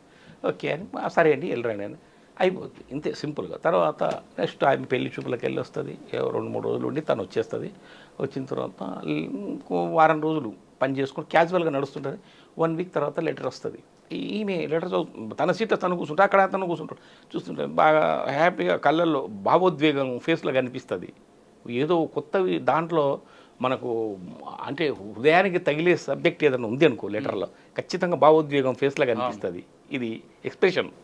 సో అలా ఆమె ఫేస్ ఫీలింగ్ స్టడీ చేస్తూ, ఏమంటే హిమ గారు మీ పెళ్లి చూపులు ఇదైపోయింది కదా, మీ పెళ్ళి ఆడ అబ్బాయి ఒప్పుకున్నాడని కదా, అందులో అదేంటి మీకెలా తెలుసు అని ఆశ్చర్యంగా చూస్తా. అది కూడా అడగదు, నేను పోతున్నా అని మీకు చెప్పలేదు, పెళ్ళికి వెళ్తున్నా అని చెప్పలేదు, ఇదంతా ఎట్లా జరిగింది అంటే ఏదంటే తర్వాత చెప్తాడు. ఎస్ ఆ పెళ్లి కొడుకు నేనే. నీకు ఎంత తెలుసు మీకు, తను లాస్ట్ తట్టుకోలేక అడుగుతుంది, మీకు ఎలా తెలుసు అండి ఇది అంటే, ఎందుకంటే ఆ పెళ్లి కొడుకు నేనే కాబట్టి అంటాడు. సింపుల్గా ఫ్లాష్ బ్యాక్లా చూపిస్తాం కథలో. ఇంకా ఎస్ అదంతా ఇక డ్రమటైజ్ చేయడం బ్యాక్ ఉంటుంది, కానీ మెయిన్ కాన్సెప్ట్ ఇదే. అయితే ఏంటి అంటే నల్లగా ఉన్నది ఇది చాలా అందంగా ఉంటాడు, మన అనుకుంటుంటారు బా ఇద్దరు మాట్లాడుతున్నారు, ఆయన ఎప్పుడు లైక్ చేయాలి ఆమె నల్లగా ఉంది అని అనుకుంటారు కదా జనం, అనుకుంటున్నారు క్లాస్ 4 అనుకుంటారు అక్కడ. అవన్నీ వింటది ఈమె. అయితే ఇంత గొప్ప వ్యక్తులు ఉండరు అని డెఫినెట్గా అది ఫీల్ అవుతుంది. అది ఏంటంటే మనిషి అందం అనేది మనసుతో చూస్తారు సార్. వాళ్ళ ప్రవర్తన, ఆయన ప్రవర్తన నచ్చింది ఆయనకు, ఆమె డిసిప్లిన్ నచ్చింది. సో అలా జరిగిపోతుంటాయని సింపుల్గా, పెద్ద కథలు ఏం లేదు, కాకపోతే దాన్ని డ్రమటైజ్ చేయడం, అది రాయడం కొంత. కానీ ఇదే కాన్సెప్ట్ మాత్రం ఇంతే, ఎందుకో అది సింపుల్గా అంటారు కదా సార్, ప్రేమకి కులాల మతాలు ఏ ఉండవు అని. అవును, ఏది రాదు, అడ్డు రాదు ప్రేమ. అందుకనే ప్రేమ ఈజ్ యూనివర్సల్ కదా సార్. నేను అందుకే ఒకటి ఏంటంటే సార్, ఆ, ఎక్కడైనా కులాలు మతాలు ఇది లేనిది ప్రతి చోట ఉంటుంది సార్. నేను అందుకే ఒక కవిత రాసుకున్న దాంట్లో కవితల పుస్తకంలో ఏంటంటే పడక గది, స్నానాల గది, వంట గది పర్సనల్, తరగతి గది యూనివర్సల్. అక్కడ ఎవరైనా రావచ్చు, ఎవరైనా జాయిన్ కావచ్చు. నేను క్రిస్టియన్, నీకు అడ్మిషన్ లేదన్నారు. నేను ముస్లిం నీకు ఉండదు, నువ్వు సిక్, నేను పార్సీ నీకు ఉండదు, నేను ఇటాలియన్, నేను టిబెటియన్, లేకుంటే నేను పాకిస్తానీ అదంతా ఏమి దొబ్బదు. నీకు సీట్ వచ్చింది, క్లాస్ రూమ్లో అందరూ ఒకటే. So that is the universal class room. Sir, పెళ్లి చూపుల తర్వాత మీకు బాగా నచ్చిన కథ ఒకటి చెప్పండి. అంటే మీ మనసుకు అతుక్కుపోయిన కథ నేను రాశాను. మనసుకు అతుక్కుపోయిన కథ అంటే ఇప్పుడు లేడీ కండక్టర్ కూడా బాగుంది, కానీ నాకు వ్యక్తిగతంగా నాకు ఇష్టమైంది మాత్రం ఆమె సార్. ఎందుకంటే నేను ఫీల్ అయ్యి రాసిన దాన్ని, చాలా ఫీల్తో రాసిన. నేను రాసుకున్న కథనే నాకు కంటనీరు తెప్పించిన కథ అదొకటే. ఎవరైనా రచయిత రాసుకున్న తర్వాత ఏ రోజన్నా కానీ సార్, అంటే ఇప్పటికంటే తొలి రోజు దానికి బాగా రెస్పాన్స్ వచ్చిన రోజు ఇంకా ఆనందంగా ఉన్నది. ఇప్పుడు ఇంకా నాదే కదా అని క్యాజువల్గా ఓన్ చేసుకున్నాం కానీ అది పోయినాక ఇంకేముండదు. కానీ తొలిసారి రాసినప్పుడు ఆ వర్డ్స్ రాస్తున్నప్పుడు నాకు కళ్ళలో నీళ్ళు తిరిగినాయి సార్. ఎందుకంటే రాసే పని కళ్ళ చేయిది, కానీ కళ్ళ పని కళ్ళు చేస్తాయి కదా. మనసుతో రాశారు కాబట్టి మీ కళ్ళలో నీళ్ళు వచ్చినాయి. ఎందుకంటే మనసు అంటే చేతితో రాయడం వేరు, చిన్న మనసు పైన రాయడం వల్ల ఇది ఎందుకు అంటే ఇప్పుడు మీకు చెప్తే కూడా మీకు బహుశా, ఎందుకంటే తొలిసారి విన్న ఎవరికైనా కొంచెం చెమ్మ వస్తుంది. ఎందుకంటే మామూలుగా ఒక పూరు అంటే ప్రేమ ఎక్కడైనా పుడుతుంది కదా సార్. ఒక ఉద్యోగం చేసే అమ్మాయిని ఇద్దరు క్లాస్మేట్స్ ప్రేమిస్తాడు. అయితే ఆమె బర్త్డే రోజు ఈయన ఎంత అసహాయుడు అంటే ఉద్యోగం ఉండదు సార్. ఆమె వెళ్ళి ఇట్లా ట్యాంక్ బండ్ దగ్గర, నెక్లెస్ రోడ్ దగ్గర అక్కడ ఉంటే సాయంత్రం రమ్మంటుంది, ఈరోజు నా బర్త్డే కలుద్దాం మనం అని. ప్రియురాలు పిలిచిన తర్వాత వెళ్ళాలి కదా సార్. వెళ్తాడు, చాలా మదన పడతాడు, ఎంత ప్రయత్నించినా అప్పు దొరకదు, ఏదైనా తీసుకుపోయి గిఫ్ట్ ఇద్దామని చాలా బాధపడుకుంటూ వెళ్తాడు. అక్కడికి వెళ్ళి కలవడం ఎట్లా అని జస్ట్ వెనక నుంచి వెళ్ళి ఆ మొహంలో భావం అంతా కనిపిస్తుంది కదా సార్, ఏం తీసుకురాకపోయానని. పోయేసి మామూలుగా జస్ట్ క్యాజువల్గా వెనక నుంచి వెళ్తే అక్కడ వెళ్ళి నిలబడి తటపటాయిస్తుంటాడు. కనీసం 30 ఇట్లా ఉన్నప్పుడు సరే చూసా, మీ నీడని చూస్తుంది, మీ నీడని చూశాను, మీరు వచ్చారు. కానీ నాకు తెలుసు మీరు మీ నడకలో కాదు, నడవడి కూడా నాకు తెలుసు. ఏంటంటే మీరు ఏం తీసుకురాలి ఈరోజు బర్త్డే అని ఫీల్ అవుతున్నారు. దీంట్లో చెప్పాల్సింది ఏం లేదు. కానీ బహుమతులు ఏం కాదండి, ఏది తెచ్చి ఇచ్చినా చేయితోటి ఇవ్వాల్సిందే. కానీ ఆ చెయ్యే నాకు ఇస్తున్నారు మీరు. ఇంతకంటే ఇంకా గొప్ప బహుమతి ఏంటంటే ఒక్కసారి షేక్ హ్యాండ్, మనస్ఫూర్తిగా నాకు షేక్ హ్యాండ్ ఇవ్వండి. ఇంతకంటే గొప్ప బహుమతి ఉండదు నాకు. అంటే కళ్ళని తిరుగుతాయి, బాధపడతాడు. అప్పుడు ఫస్ట్ కళ్ళని తిరగడం అది స్టార్టింగ్. ఇది తర్వాత క్యాజువల్గా అవుతుంది, పిల్లలు పుడతారు. ఇంకా ఇది అంతే, నేను కథను ఎక్కువ లాగలే. తర్వాత ఏమైంది, పిల్లలు పుడతారు. ఆ పిల్లలకు చదువు చెప్తుంటుంది. ఏంటి ఇంత కాన్సన్ట్రేట్గా చేసి పిల్లలకు చెప్తున్నాం, మామూలుగా అవసరం లేదు వాళ్ళ వరకు అంటే, లేదండి పిల్లల్ని కరెక్ట్గా పెంచి పోషించే బాధ్యత తల్లిదండ్రులదే, వాళ్ళని చాలా జాగ్రత్తగా పెంచాలి మనం అని. సో అట్లా పెంచుతుంది, పిల్లల్ని ప్రయోజకుల్ని చేస్తుంది, పెళ్ళిళ్ళు చేస్తుంది. ఈయన మాత్రం చెప్తూనే ఉంటాడు, 24 గంటలు నువ్వు ఇదే పని చేస్తుంటావు, రేపు పొద్దున నువ్వు మా అమ్మా నాన్నలు ఉద్యోగం చేయొచ్చు కదా, ఇంత నీకు ఉంది చెప్పాలని ఉంటే స్కూల్లో టీచర్గా చేస్తే డబ్బులన్నీ వస్తాయి కదా. డబ్బులు వస్తే అత్తమామలకి ఎవరు సేవ చేస్తారు? పిల్లగానికంటే ఆ మధ్య టైంలో చెప్తున్నాను నేను, అత్తమామలకు కూడా సేవ చేయాలంటే రేపు వచ్చే టైం నీకు చెయ్యదు అంటే, అది నేను ఎట్లా చెప్తాండి దానికి? నేను ఆ లాభం కోసం నేను చేయట్లేదు, ఇది వాళ్ళు ఎవరో వచ్చి చేయాలన్నది కాదు కదా. మన రాసిపెట్టి సరే నేను పెళ్ళి చేస్తారా, మళ్ళీ కూడలు వస్తుంది. అప్పుడు కూడా ఈమె మనవడికి మనరాలు ఒళ్ళో కూర్చోబెట్టుకొని చెప్తుంటుంది, వాళ్ళ అత్తమ్మ వాళ్ళకు సేవ చేయాలి కదా. అయితే వాళ్ళు ఉద్యోగానికి వెళ్తుంటారు. వాళ్ళు ఉద్యోగానికి చూసావా, నేను ఏం చెప్పినా ఉద్యోగానికి వెళ్తున్నా. అవునండి, ఇప్పుడు మనం చేస్తున్న రోజులు వేరు. ఈరోజు వాళ్ళ కుటుంబం గెటాన్ కావాలంటే ఇద్దరు భార్యాభర్తలు ఇద్దరు ఉద్యోగం చేయాల్సిందే. మీరు ఉద్యోగానికి ఎక్కిన రోజు ఆ పరిస్థితి లేదు, ఒకరు చేస్తే సరిపోయేది. ఇప్పటి పరిస్థితులలో వాళ్ళు ఇద్దరు చేయాల్సి వస్తుంది. సో అది కరెక్టే, ఇది కరెక్టే. కానీ నాకు ఏది కరెక్ట్ అనిపిస్తుంది, నువ్వు అప్పుడు కష్టపడ్డావు, ఇప్పుడు కష్టపడ్డావు అంటే కష్టపడ్డంలో ఆనందం ఉందండి. అప్పుడు కొడుకు చేసినా, ఇప్పుడు మనవడికి చేస్తున్నా, అప్పుడు అత్తమామలకు చేసినా, ఇప్పుడు కోడళ్ళకి చేస్తున్నా. అంటే నేను అదే అంటున్నా, నువ్వు పుట్టిన ప్లేస్ రాంగ్ ప్లేసా, రాంగ్ టైమా? ఎందుకంటే అప్పుడు అత్తమామలకు నువ్వే చేయాలి, కోడళ్ళకి చేయాలి, రివర్స్ హ్యామరింగ్ నీకు. సో ఇది ఆమె చూడండి, మీరు పొరపాటు మాట్లాడుతున్నారని, కాలం మారుతుంటుంది, దాంతోపాటు మనం ప్రయాణించాలి. కాలం ముందుకెళ్తుంటుంది, దాంతోపాటు మనం ప్రయాణించాలి, ఎదురీదలేము. సో ఇది ఈ రోజుకి ఇదే న్యాయం. కానీ ఒకటి మాత్రం నిజం, ఎందుకంటే ఎప్పుడు భారమైనప్పుడు నేను ఒకవేళ ఉంటే పర్వాలేదు, నేను చూసుకుంటా. నేను మీకంటే ముందు పోతే కనుక మీరు ఎట్టి పరిస్థితులలో వాళ్ళకు భారం కావద్దు. మీకు ఎట్లా పెన్షన్ ఉంది కాబట్టి ఇక్కడ పెయిడ్ హాస్టల్స్ చాలా ఉన్నాయి, ఎక్కడైనా జాయిన్ కావండి. ఇది నా ఒక్క కోరిక. నేను బ్రతికుండంగా మిమ్మల్ని ఏం అడగలేదు. ఒకవేళ చనిపోతే ఇది ఒకటే కోరిక, బ్రతికుండంగా ఏమొద్దు నాకు అంటది. పిచ్చిదానా పిచ్చి మాటలు మాట్లాడకు, క్యాజువల్గా అనేస్తాడు, అయిపోయింది. అయిపోయిన తర్వాత అన్ఎక్స్పెక్టెడ్ ఆమె నైట్ చనిపోతుంది. ఆ మాట అన్న 2 రోజు 3 రోజు చనిపోతుంది. చనిపోయిన తర్వాత అబ్బాయి అంటాడు, నాన్న చాలా రోజుల నుంచి అమ్మకు సిక్ అయిన తర్వాత నాకు అమెరికా ఆఫర్ వచ్చినా పోలేదు, అమ్మకు బాగాలేదని నేనే మీకు చెప్పలేదు. ఇట్లా మంచి ఆఫర్ వచ్చింది, వెళ్దాం నాన్న, నువ్వు కూడా రా, ఇప్పుడు ఇంకేమీ లేదు కదా ఇక్కడ, మనం వెళ్దాం అంటే నేను రాలేను రా ఇక్కడ నుంచి, మీరు వెళ్ళండి అంటాడు. అట్లా కాదు, ఫోర్స్ చేస్తారు. కోడలు లాస్ట్కు కోడలు అంటుంది, మామయ్య అత్తమ్మ జ్ఞాపకాలను వదిలి రానట్టుంది, రాలేడు, ఈసారి వదిలేద్దాం, వచ్చేసారి మనం తీసుకెళ్దాం. సో తప్పకుండా మనం వెళ్ళిపోదామండి. ఇంకా ఎక్కడైనా చెప్పి మంచి పీడ హాస్టల్ చేర్పిస్తారు సార్, చేర్పించి వాళ్ళు వెళ్ళిపోతారు. అంతే క్యాజువల్గా ఇతను నడుస్తుంటుంది లైఫ్. ఓ సంవత్సరం తర్వాత సార్, ఒక సంవత్సరం తర్వాత వాళ్ళు వస్తున్నామని ఫోన్ వస్తే అందరూ ఇక్కడ చెవులు కొరుక్కుంటుంటారు. ముసలోడి ఇవాళ చూడు ఎన్నడూ లేదు, ఇంత పొద్దుగాలు లేచి తలస్నానం చేసి ఓ ఎంత ఆనందంగా. ఎందుకు అంటే మనవరాలు వస్తుంది, తొలిసారి మనవరాలు వస్తుంది. జీవితంలో ఏంటంటే ఒకటే ఆయన ఓ కోరిక, మనవరాల్ని చూసి చనిపోవాలని. అది సో వస్తారు, వాళ్ళ కారు వచ్చి ఆగుతుంది. మనవరాలు రాగానే షేక్ హ్యాండ్ చేయి చేస్తాడు సార్. నాకు ఒక్కసారి షేక్ హ్యాండ్ ఇవ్వమ్మ, మీ నాన్నమ్మ ఈ షేక్ హ్యాండ్ తోటి నా జీవితంలోకి వచ్చింది. నాకు సెకండ్ ఇన్నింగ్స్ నడవాలి అంటే కొంత మిగతా పీరియడ్ ఇప్పుడు బ్రతికుండాలి అంటే నీ షేక్ హ్యాండే మళ్ళీ నాకు ప్రాణదానం చేయాలి. అదే నాకు లైఫ్ నడిపించేది.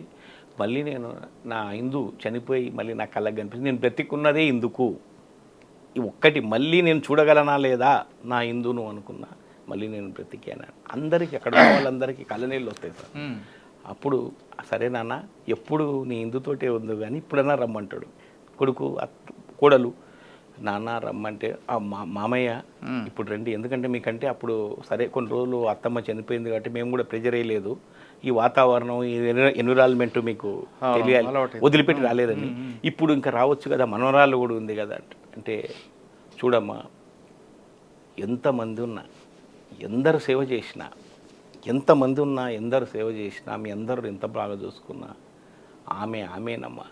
ఆమె ఇచ్చిన మాటకు నేను ఆమె బ్రతికున్నంతసేపు, ఆమె బ్రతికున్న రోజులు సుఖపెట్టలేకపోయినేమో, కానీ చనిపోయిన తర్వాత ఒక్క మాట, మీరు మాత్రం ఎట్టి పరిస్థితులలో ఇక్కడే వాళ్ళ పిల్లల కష్టం కలిగించొద్దు అన్న మాట నాకు ఇప్పటికీ మనసులో ఉంది. నేను మాత్రం ఈ వదిలి రాలేనమ్మా, నా జీవితం ఇక్కడే, నేను ఇక్కడే ఖచ్చితంగా ఇక్కడే ఉంటాను. నేను నాకు ఏంటంటే నా జీవితంలో ధన్యమైంది. ఇప్పుడు నేను దేనికోసమైతే నా పర్పస్ ఏంటంటే మళ్ళీ ఒకసారి చూడాలనుకున్నా, నా మనవరాల్లో నా భార్యను చూసుకున్నా. నేను దిస్ ఇస్ లైఫ్ అండ్ ఎందరు లాస్ట్ వర్డ్ ప్రపంచాన్నంతా తాకింది సార్. ఎంతమంది ఉన్నా ఎందరున్నా ఎందరు సేవ చేసినా అందరిలోకి ఆమె అంతే. There is no replacement. ఆమె అన్న మాట కదిలించింది సార్. మీరు కథలు చదివితే ఇంకా నేను ఎందుకంటే ఓవరాల్గా చెప్పా కాబట్టి అక్కడ పాయింట్స్ నేను చాలా బాగా నాకు కూడా గుర్తు లేకపోవచ్చు యాజ్ ఇట్ ఈజ్ చెప్పాను, కానీ మీకు అవుట్లైన్ చెప్పా ఒక చిన్న లైన్. ఇట్లా సార్ ఇటీవల మీరు బహుమతి పొందిన కథ ఒకటి చెప్పండి. బహుమతి పొందిన సార్ మొన్న త్యాగరాజ గాన సభలో ఒక కథల సంకలనం సార్, వంశీ వాళ్ళ కథలు, వంశీ కథలు అని 2024 వంశీ కథలు అని చెప్పి, వంశీ కథలు సంకలనం సార్, అది ఒక సంకలనం. అయితే వాళ్ళు ఏం చేశారంటే ప్రపంచవ్యాప్తంగా కథా రచయితలను ఆహ్వానించారు సార్. సింగిల్ పేజీ కథలు ఆహ్వానించారు. ఆ పోటీకి నేను రాశా, అందులో నా కథ కూడా అందులో అంటే ఎంట్రీ అయింది. మిస్టర్ కాల్ కాదు, నేను దానికోసం సింగిల్ పేజీ కథ అని. సో ఆ కథలో మెరిసిన కళ్ళు సార్, ఆ కథ పేరు మెరిసిన కళ్ళు అని రాసిన, అది ప్రత్యేక బహుమతికి ఎన్నికైంది సార్. అంటే వాళ్ళు 250 కథలలో ప్రత్యేకంగా ప్రథమ, ద్వితీయ, తృతీయ, తర్వాత ఒక 10 ప్రత్యేక బహుమతులు కథలు. అందులో ప్రత్యేక బహుమతి నాకు ఈ కథకు వచ్చింది సార్. నేను ఎక్స్పెక్ట్ చేయలేదు. ఏంటంటే దాని లైన్ ఏం లేదు సార్, మామూలుగా చాలా మటుకు అంటే కథ థీమ్ తీసుకునేటప్పుడు నేను ఆలోచన చేసిన అంటే ఉన్నత వర్గాల్లో మంచి వాళ్ళు ఉంటారు, కింది స్థాయి వాళ్ళని మంచిగా చూసుకుంటారని ఒకటి ఆల్రెడీ తెలుసు. దాని మీద కథలు చాలా వచ్చినాయి. కానీ కింది స్థాయిలో కూడా కొంతమంది మంచి వాళ్ళు ఉంటారు, అందరూ చెడ్డోళ్ళు కాదు, కింద స్థాయి అందరూ దొంగతనాలు చేస్తారు అట్లా. అయితే పని మనుషులు అలా ఉండరు. అదే పైన ఉన్నటువంటి అది వాళ్ళే కాదు సార్. అంటే ఎవరింట్లో అయితే మనం పని చేస్తామో వాళ్ళకు ఉన్నట్టు అక్కడ ఉన్న ఆ ఇంటి వాళ్ళే కాదు, ఇంట్లో పనిచేసే వాళ్ళు కూడా మంచి వాళ్ళు ఉంటారు. ఇంటి వాళ్ళు అయితే చెడ్డవాళ్ళు దాంట్లో ఉండొచ్చు, దీంట్లో ఉండొచ్చు. అది నేను ఏం తీసుకున్నాను అంటే, ఒక పని మనిషి సార్ చాలా నమ్మకంగా పనిచేస్తుంటుంది ఒక ఇంట్లో. సో ఒకరోజు ఆ ఇంట్లో ఒక ఫంక్షన్ జరుగుతుంది సార్. ఆమె బర్త్డే ఘనంగా సెలబ్రేట్ చేసుకుంటారు. భార్యది, ఆ ఇంటి ఓనర్ అమ్మది. అయిన తర్వాత ఉదయం ఎర్లీ మార్నింగ్ అందరూ బంధువులు వెళ్ళిపోతారు కొంతమంది. అయితే ఊడుస్తుంటే ఒక బంగారు నెక్లెస్ దొరుకుతుంది సార్. వచ్చిన బంధువులది ఎవరో ఆ నెక్లెస్ దొరికితే అక్కడ ఎవరు ఉండరు. కానీ తను తీసి పెట్టుకోవచ్చు దాన్ని, కానీ అలా చేయదు. తీసుకుని వెళ్ళి అయ్యగారు అందరు ఉంటారు బంధువులు, ఎవరికి చెప్పదు. ఒక్కసారి ఇక్కడ రండి అయ్యగారు అని ఓనర్ని పిలిచి, అయ్యా నేను డ్రెస్సింగ్ టేబుల్ దగ్గర ఊడుస్తుంటే ఇది దొరికింది, కింద పడి ఉన్నదని నగ ఇస్తుంది. అతను తీసుకుంటాడు. ఓ థ్యాంక్స్ మంగ అంటాడు, అయిపోతుంది అక్కడికి, అంతే. తర్వాత కొన్ని రోజులకు సింపుల్గా ఇది ఓ సింగిల్ పేజీ కథనే సార్. రెండో ఎపిసోడ్లో ఏంటంటే వాళ్ళ బావమరిది ఓనర్ వాళ్ళ బావమరిది వాళ్ళ సిస్టర్ వాళ్ళు వస్తారు. వచ్చి హాస్పిటల్ లేదో పని మీద వస్తారు. వచ్చిన తర్వాత వీళ్ళేమో అప్పుడే బయటకి ఎక్కడో వెళ్తుంటారు పని మీద, వీళ్ళు తెలియదు. అన్ఎక్స్పెక్టెడ్ ఏంట్రా చెప్పా పెట్టకుండా వచ్చినావు అంటే తమ్ముడిని, ఆమె మరిదిని అంటే తర్వాత తమ్ముడిని, అంతే కదా బావమరిది ఓనర్కి. ఎందుకు వచ్చినావు అంటే లేదు అర్జెంట్ పని మీద వచ్చినాక నీకు చెప్తే మళ్ళీ మీరు మా కోసం టైం కేటాయిస్తారు, అవసరం లేదు మేము చెకప్ కోసం వచ్చినాం, ఒకసారి రాణిని చూయించుకొని వెళ్తామంటారు. సరే మేము బయటికి వెళ్తున్నాం, పని మనిషి ఉంటుంది అమ్మ, ఆమెకు చెప్తారు మంగ మొత్తం వాళ్ళకి ఏం కావాలో అన్నీ చేయి, వంటకు కూడా అన్నీ అరేంజ్ చేసి పెట్టు, తను చేసుకో, వంటకాడ కూడా చేయండి, అన్నీ చేయండి, నువ్వు ఈరోజు ఇంటికి వెళ్ళొద్దు ఇక్కడే భోంచొద్దు అంటుంది. సరే అమ్మ అంటారు అని పని చేస్తుంటుంది. వాళ్ళిద్దరు మాట్లాడుకుంటుంటారు. అతని ఇంట్లో వచ్చిన వాళ్ళు మాట్లాడుకుంటారు, వీళ్ళు వెళ్ళిపోతారు ఓనర్స్, ఇంటి ఓనర్స్. వాళ్ళిద్దరు మాట్లాడుకుంటున్నప్పుడు చూడండి ఇక్కడికి వచ్చినప్పుడు నాకు పాత జ్ఞాపకం ఒకటి మెదులుతుందండి. మనం ఆ రోజు పోగొట్టుకున్నాగా ఇక్కడికి వస్తే గుర్తొచ్చింది. మనం అడుగుదాం అనుకున్నాం, బావను అక్కను వీళ్ళందరిని అడుగుదాం అనుకున్నాం, కానీ అడిగితే మా ఇంటికి వచ్చి పోయిందంటే వాళ్ళు ఇంకా ఈ ఫంక్షన్ అయిపోయాక ఈ రోజు వాళ్ళకి మనశ్శాంతి ఉండదు. ఇంకా మా ఇంట్లో వాళ్ళని వచ్చి నగబోట్టుకున్నారన్న బాధ వాళ్ళకి మనసులో మెలక పెడుతూనే ఉంటుంది, ఎప్పుడు అది తొలుస్తుంటుంది. కాబట్టి ఈ మాట ఎత్తొద్దు అని ఆయన అంటాడు భార్యతో. పోయిందని కూడా చెప్పొద్దు, ఎందుకు చెప్తే వాళ్ళు బాధపడతారు. మా ఇంటికి వచ్చి పోగొట్టుకున్నారంటే వాళ్ళకి ఫీల్ ఉంటుంది. ఒకవేళ కనుక దొరికితే మనం దొరికిందా అని పోయి అడగాల్సిన అవసరం, దొరికితే వాళ్ళు అడుగుతారు కదా ఎవరిది ఇదని. మా బావ మా అక్క అటువంటి వాళ్ళు కాదు, వస్తే తీసి పెట్టుకోవాలి, వాళ్ళు కావాల్సినంత ఉంది, వాళ్ళకి మంచి ధనవంతులు కాబట్టి ఆ ప్రసక్తే లేదు, దొరికితే ఇస్తారు అని. అలాగండి ఏమో నాకైతే మనసులో మెదులుతుంది. మనం కష్టపడి సంపాదించుకున్నాం, అందుకే బాధ అనిపించిందంట. ఇది యాదృచ్ఛికంగా పని మనిషి వింటుంది. ఇంతే సార్ కథ, ఇంతే. 3వ లైన్లో కింద ఏంటంటే వాళ్ళు వెళ్తూ పని మనిషిని పిలిచి అయిపోతుంది కదా, అయిపోతా మంగ చాలా హెల్ప్ చేసింది మాకు, మంగ ఇట్రా అని 500 రూపాయలు డబ్బులు ఇస్తారు కదా సార్ పోయేటప్పుడు. చాలా మంచి అక్క ఎంత మంచిగా పని చేసిందంటే మాకు ఇల్లును గుర్తు చేసింది, ఇంత కూడా ఇది కానియలేదు అంటే చాలా మంచిది రా, నమ్మకస్తురాలు. నేను ఆ నమ్మకాన్ని మాటల్లో చెప్పలేను కానీ చాలా నమ్మకస్తురాలు అంటే మనసులో మెదులుతుంది. అయిన తర్వాత అమ్మ నేను చెప్పకూడదో కానీ ఒక విషయం మాత్రం ఇప్పుడు నేను చెప్తామ్మా, మీరు పర్మిషన్ ఇస్తే అంటే ఆయనకు చెప్పమంటది. చెప్పొద్దో లేదో నాకు తెలియదు, కానీ నా మనసులో ఇది పెట్టుకొని నేను ఉండలేనమ్మా అంటది. ఎవరికి? ఓనర్ కాదు, ఓనర్ భార్యకు. ఓనర్ తీసి ఓనర్ భార్య చెప్తారు, చెప్పమ్మా ఏం బాధలు ఇచ్చి ఏం ప్రాబ్లం చెప్పంటే ఏం లేదమ్మా, ఇందాక వీళ్ళిద్దరూ మాట్లాడుకుంటుంటే విన్నా. అంటే వాళ్ళ సమక్షంలో చెప్పిందా? వాళ్ళ సమక్షంలోనే నేను విన్నాను. నగ పోయిందంటమ్మా, మీకు చెప్తే మీరు ఫంక్షన్లో పోయిందంటే బాధపడతారని చెప్పలేదంట, నాకు బాధగా ఉంది నగ పోయిందని. అందుకని నాకు కూడా మంచిగా అనిపించలేదు, మీ నోటీస్లో నేను వాళ్ళు చెప్తే బాధపడతారు కానీ నేను చెప్తే బాధ ఉంటుంది కదా, ఎందుకంటే నేను కదా చెప్పేది, కాబట్టి నాకు తట్టుకోలేకపోతున్నామని చెప్తే అని ఒకసారి ఇండైరెక్ట్ షాక్ తగులుతుంది. ఎందుకంటే ఏం చెప్పకుండా సడన్గా అంటే చెప్పారు. ఓ పోయినన్నాగా మీద ఆయన రియాక్షన్, ఆ పోయినగా మీద నేను తీసిపెట్టినా, కానీ ఫంక్షన్కి వచ్చిన ఎవరిని అడుగుతా, నేను 100 మంది వచ్చిండ్రు, ఎవరిది పోయిందని అడిగితే అందరూ మాదే అంటారు. ఎవరన్నా పోయిన వాళ్ళు వచ్చి నా దగ్గర కంప్లైంట్, ఇప్పుడు ఎవరన్నా వచ్చి నాకు కంప్లైంట్ ఇస్తానో అడిగితేనో నా నోటీసులకు తెస్తానో నేను ఇస్తుంటే, కానీ తీసిపెట్టినా నేను అదే అని. నేను మీ అక్కకు కూడా చెప్పలే, అట్లాగే తీసిపెట్టినా నేను. ఇది ఎవరిదని లోపలికి వెళ్ళి ఆ నగతోటి వస్తాడు, వచ్చి తీసుకొచ్చి ఆమెకి ఇస్తాడు. ఇచ్చిన తర్వాత కింద కాన్సెప్ట్ ఏంటంటే,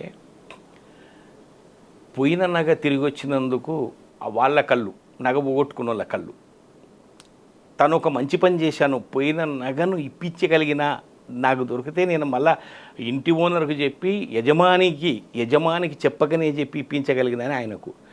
ఇన్ని రోజులు పెద్ద బరువు మోస్తున్న నేను ఇది ఎట్లా, ఈ సమస్యకు పరిష్కారం ఎట్లా చూడాలి, ఒక బీర్బల్ ఒక అక్బర్లా కథలాగా ఎట్లా చేయాలి ఇది పరిష్కారం అని ఆలోచన చేస్తున్నా.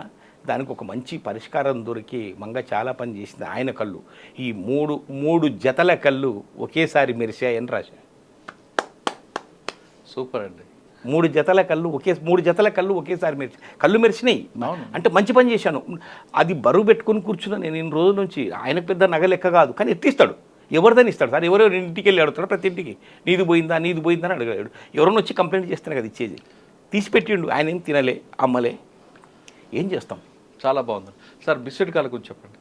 బిస్కెట్ కాల్ ఒక పూర్ అబ్బాయి, ఒక ధనవంతురాలు, ఇద్దరు ఒకే ఊరి వాళ్ళు. వీడు ఎక్కడో షెడ్యూల్ క్యాస్ట్.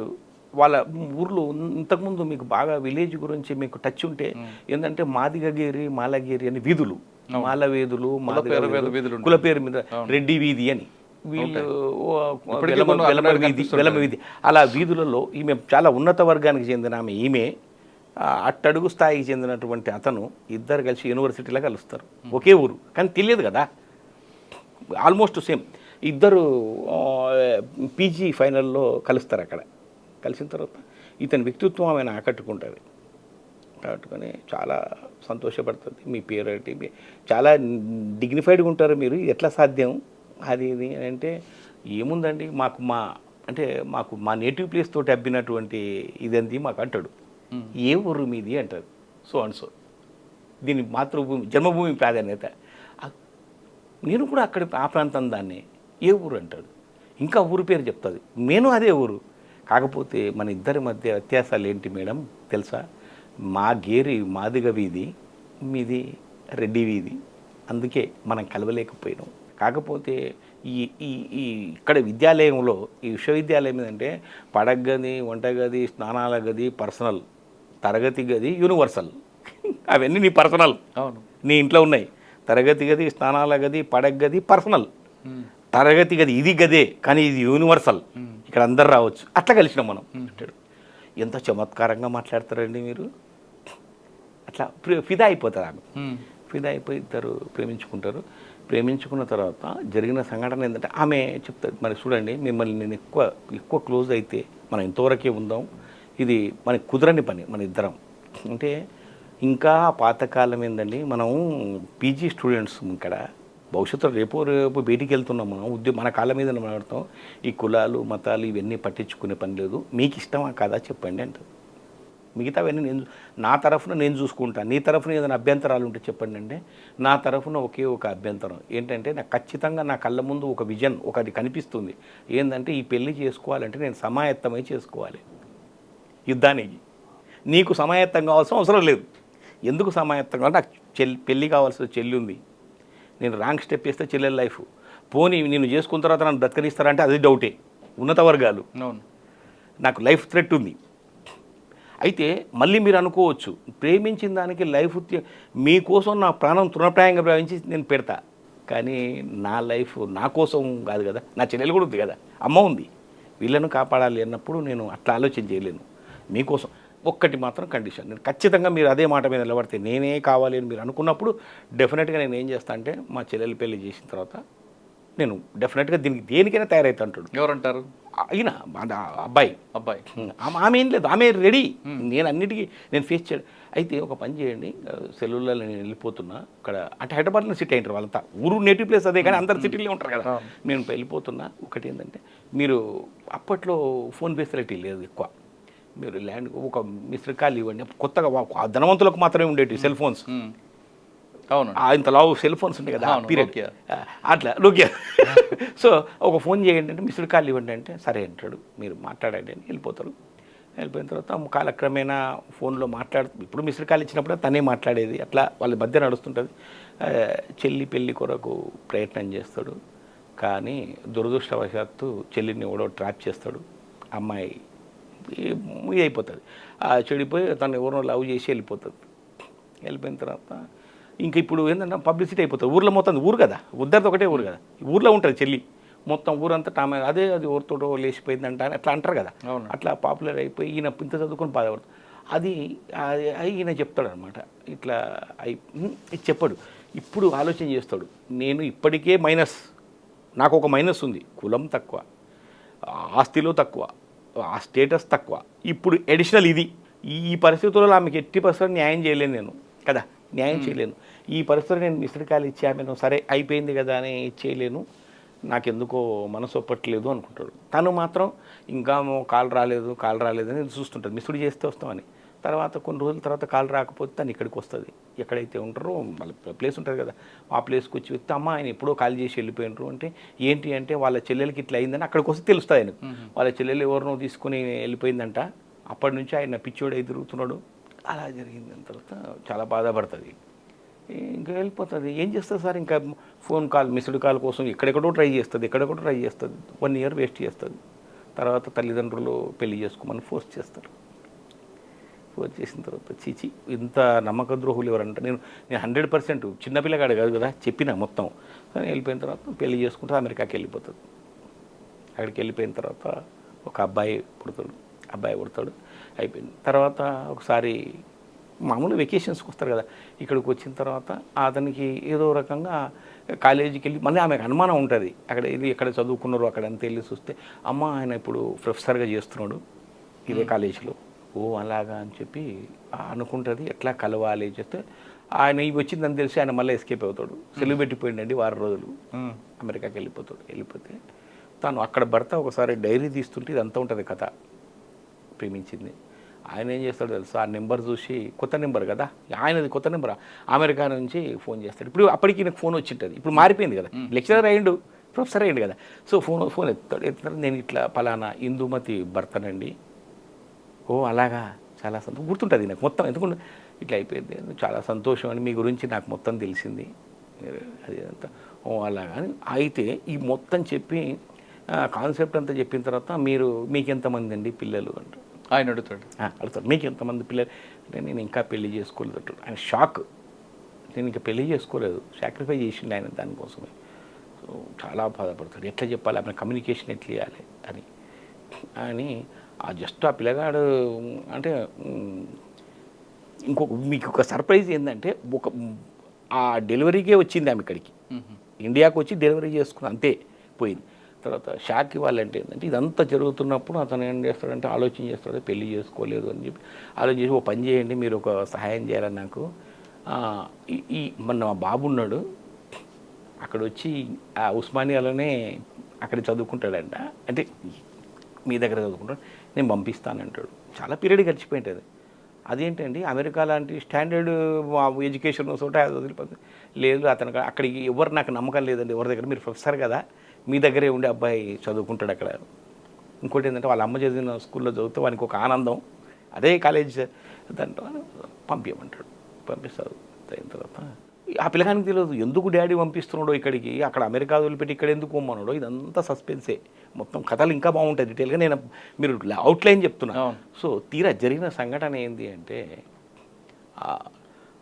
ఆ అబ్బాయికి ఆయన ఏం చేస్తారంటే, ఒక లెటర్ రాస్తాడు కొడుకు, నాన్న అట్లా బాగుండంటే, అవును నాన్న అంకుల్ ఇక్కడ మంచిగా చాలా బాగా చూసుకుంటాడు, చాలా ప్రేమతో చూసుకుంటున్నాడు, అది తర్వాత సరే బిడ్డ. ఈయన తెలుసా ఇందుమతి కొడుకు ఈయనని?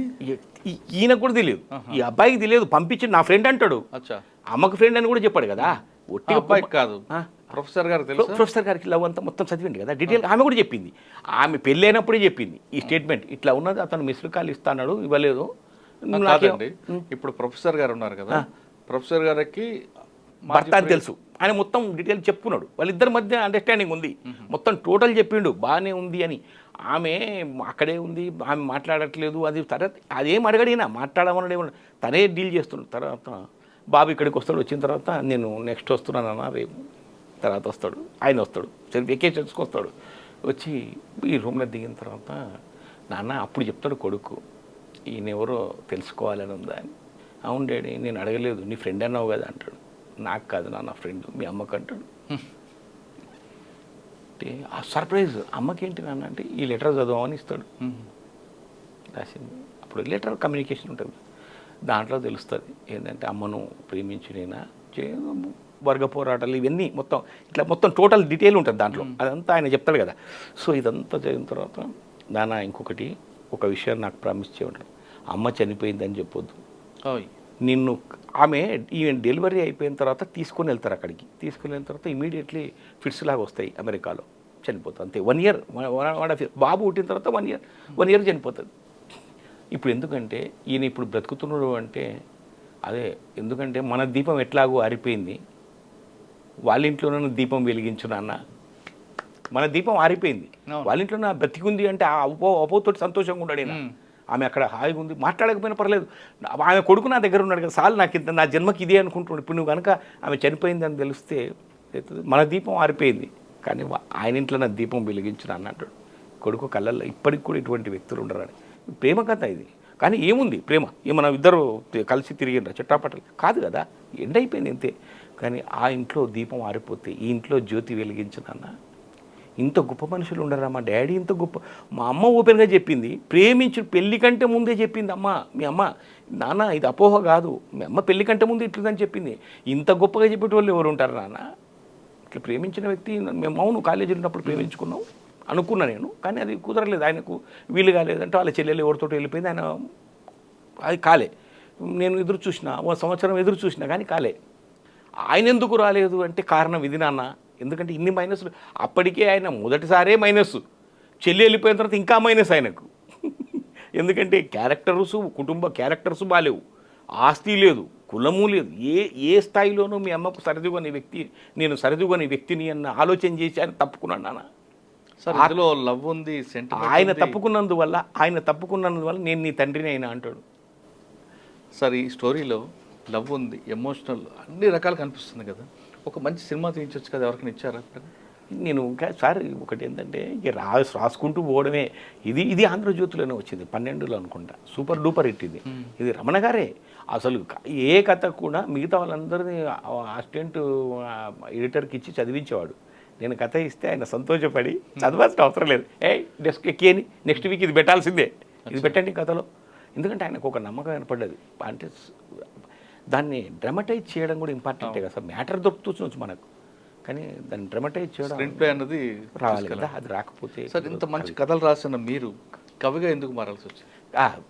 ఒక సర్ప్రైజ్ ఏంటంటే ఇదే, నేను ఎప్పుడు ఏ ఇంటర్వ్యూలో అయినా ఇదే చెప్తుంటా సార్. ఒకరోజు అసలు ఉద్యోగ రీత్యానే మాకు 24 hours ఎప్పుడు బిజీయే, పోలీస్ శాఖలో ఎప్పుడు ఏముంటుందో తెలియదు. అలాంటిది నాకు ఈ వ్యాపకం ఒకటి, ఎక్కడ సభలు జరుగుతున్నా వెళ్ళాలి, ఏదో కొంత నేర్చుకోవాలి, కుతూహలం. నాకు సబ్జెక్ట్ పరంగా రైటర్ని కాబట్టి స్వతహాగానే మా వాళ్ళంతా ఈవినింగ్స్ ఆఫీస్ వదిలిన తర్వాత ఏదో ఆట విడుపు ఎక్కడికైనా వెళ్తారు, సాయంత్రం అయిపోయిన తర్వాత అందరు వెళ్తారు కదా ఈవినింగ్. నేను మాత్రం యూనిఫామ్ తీసేసిన తర్వాత నాకు ఒకటే ఏంటంటే, ఎక్కడ రవీంద్ర భారతిలో ఏముంది, త్యాగరాజ గాన సభలో ఏముంది, లలిత కళాతోరణంలో ఏముంది, ఇలా ప్రోగ్రామ్స్కి వెళ్ళేవాడిని.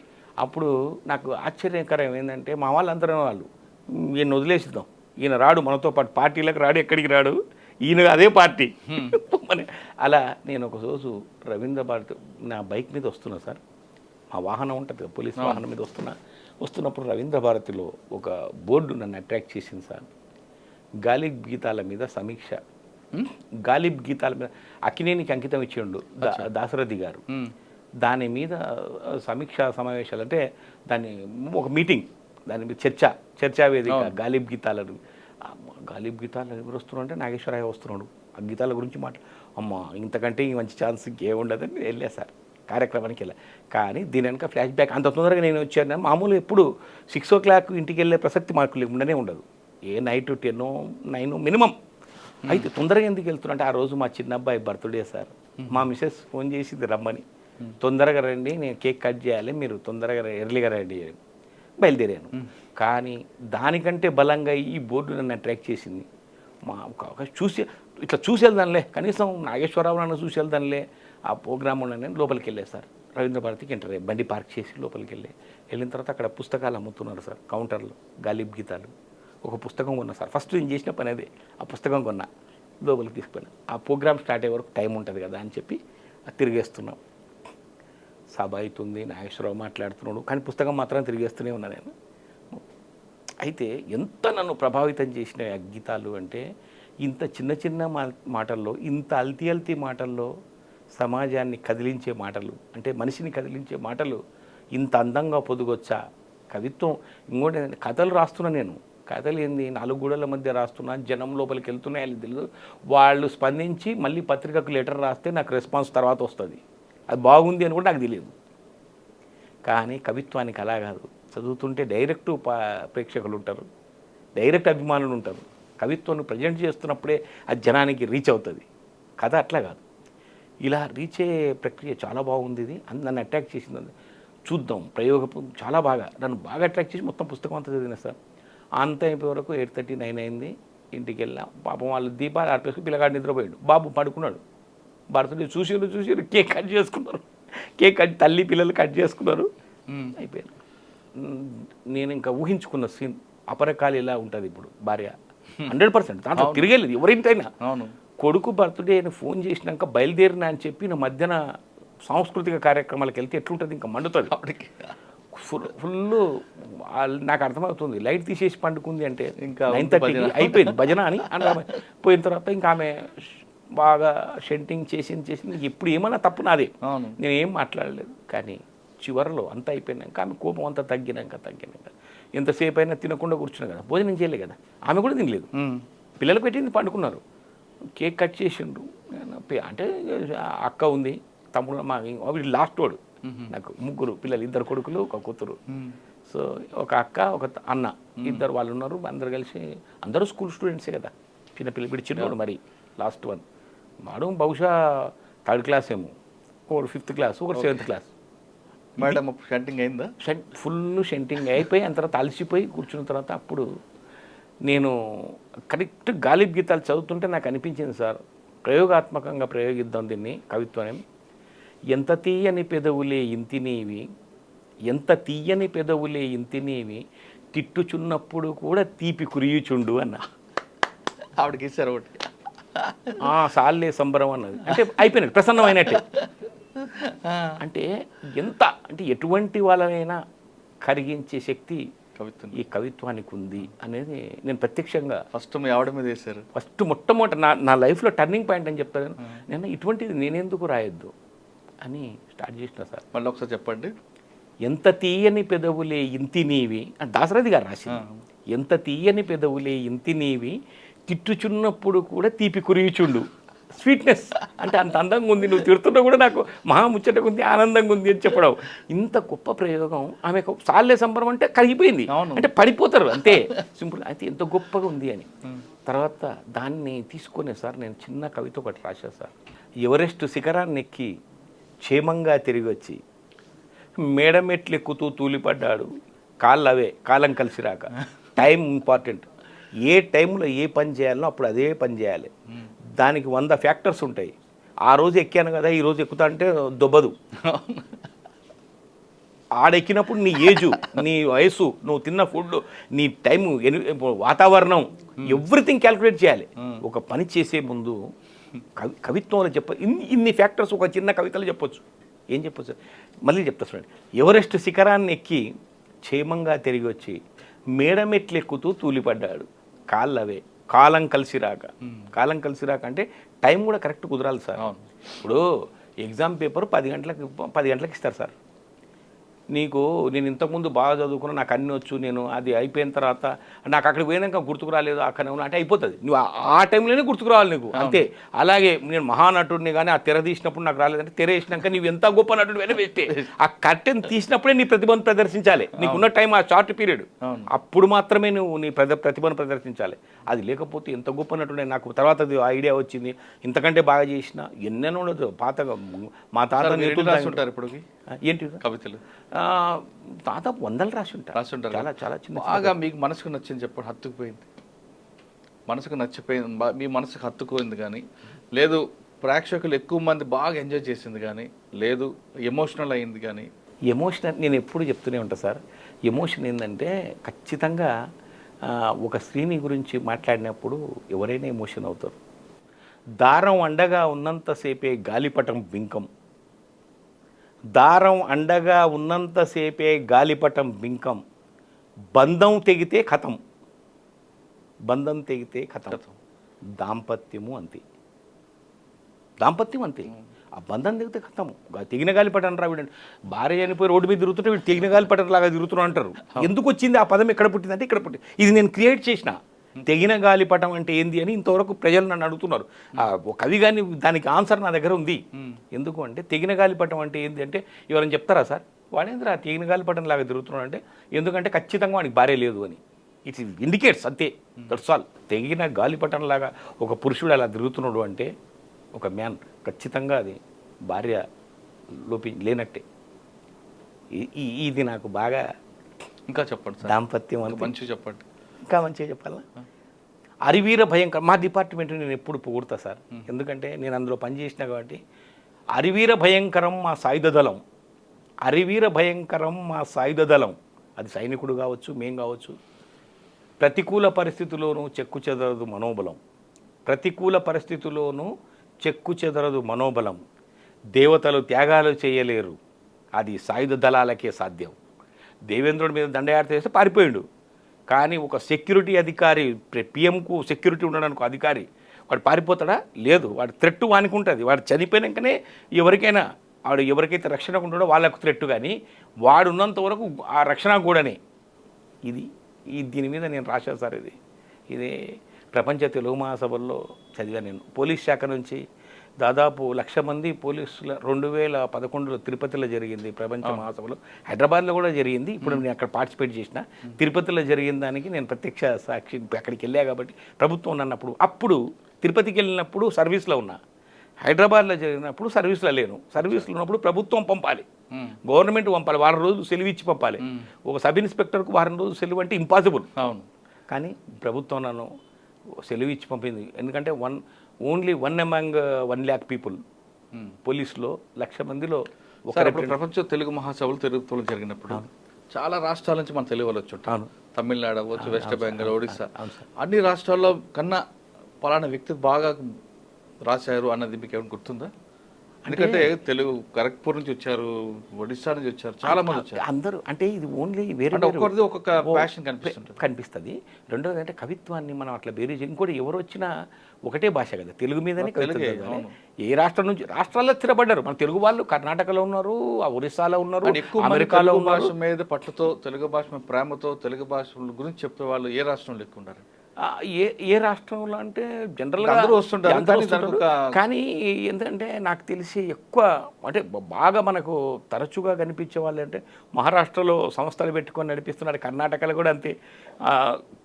మధ్యప్రదేశ్లోనూ కూడా మధ్యప్రదేశ్, వెస్ట్ బెంగాల్ కూడా ఉంది కదండి. ఖరగ్పూర్లో తెలుగు తెలుగు సంఘం ఉంది. అంటే అన్ని చోట్ల సంఘాలు ఉన్నాయి. కానీ ఈ తెలుగు కవులు కూడా యాక్టివ్గా పార్టిసిపేట్ చేసే కవులు ఎక్కువ మహారాష్ట్ర నుంచి, కర్ణాటక నుంచి యాక్టివ్గా. అంటే మిగతా అక్కడ కూడా సంఘాలు ఉన్నాయి, అక్కడ వాళ్ళు పెట్టుకుంటారు, కవి సమ్మేళనాలు పెట్టుకుంటారు, మమ్మల్ని ఇన్వైట్ చేస్తారు. కానీ ఎక్కడైనా వచ్చే వీళ్ళకి ఎక్కువ ఇంట్రెస్ట్ అంటే ఇప్పుడు అంటే వాళ్ళ సంస్థలు అట్లా పెట్టుకున్నారు. ఎందుకంటే బాగా వైడ్గా కొంచెం పబ్లిసిటీ ఇచ్చుకుంటూ. సార్ మీరు రాసిన కవితల్లో ప్రేమికుల గురించి ఎప్పుడైనా రాశారా? ప్రేమికుల గురించి మీ కథలు ఎక్కువ కూడా ప్రేమ వైపే ఉన్నాయి.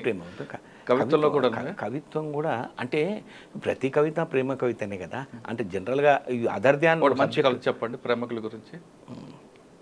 ప్రేమికుల గురించి అంటే కొంతమంది రాశారు ఈ మధ్యన. ఏ సార్? తక్కువ కాలం ప్రేమించుకున్నాడు, ఉదయం ఏమో డార్లింగ్ అంటారు, సాయంత్రం అయితే డైవర్స్ అవుతుంటారు. ప్రేమ అనేది మనిషికి అది మనం ఎట్లా అంటే శ్వాసతో సమానం సార్. అది ఆగిపోతే నిజంగా ప్రేమిస్తే, ఒరిజినల్గా కనుక ప్రేమిస్తే శ్వాసతో సమానం. ఒకసారి ప్రేమ లేదు అంటే మనం ఎన్నో సినిమాలు కూడా చూసాం, ఆ శ్వాస ఆగిపోయినట్టే. ఆ ప్రేమ ఫెయిల్ అయిందంటే వాళ్ళు. కానీ ప్రేమలో కూడా రకాలు ఉంటాయి కదండి. ఉంటాయి, డెఫినెట్గా రకాలు ఉంటాయి. అంటే సెల్ఫిష్ ప్రేమ,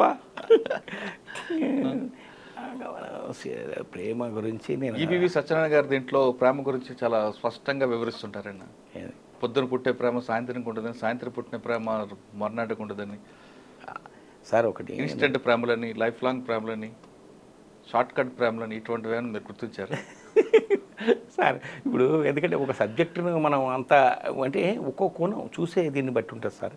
సార్ ఇప్పుడు మీరు రాసిన కవితలు కానీ లేదంటే కథా రచయితలు ఇవన్నీ కూడా ఎక్కడో మీకు చూసినవా, లేదు మీ స్వతహాగా? అంటే సార్ కొన్నేమో ఇప్పుడు లేడీ కండక్టర్ అంటే ఒక లైఫ్ అంటే నేను ఇంటర్వ్యూ చేసిన ఒక ఆమె లైఫ్ను తీసుకొని అంటే డ్రామటైజ్ చేయాలి కాబట్టి అక్కడక్కడ కల్పించుండొచ్చు కానీ ఆమె లైఫే. ఎందుకంటే నేను ఫస్ట్ మొట్టమొదట ఉద్యోగం దొరికిన కొత్తలో బస్సులోనే కదా సార్ ట్రావెల్, వెహికల్ ఉండదు, ఏముండదు. అప్పుడు బస్సులో వెళ్తున్నా, హెడ్ కానిస్టేబుల్ ఉన్నప్పుడు బస్సులో వెళ్తున్నప్పుడు ఆ లేడీ కండక్టర్ టికెట్స్ ఇస్తుంటే చాలా కష్టపడ్డది సార్, చాలా ఇబ్బంది పడుతుంది అటు నుంచి ఇటు నుంచి. నేనే అడిగాను, ఏందమ్మా ఇంత కష్టపడుతూ ఇక్కడ ఈ ఉద్యోగం చేసే బదులు వేరే ఏదైనా చూసుకోవచ్చు అంటే, సార్ ఎంత వాళ్ళు నెట్టినా చేసినా పిల్లల కడుపు నిండుతుంది కదా సార్, ఇంట్లో నాకు జీతం వస్తుంది నెల నెల. వేరే దాంట్లో కంప్యూటర్ సెంటర్ ఈ రోజు ఉంటే రేపు ఉండదు, మూసిపోతారు.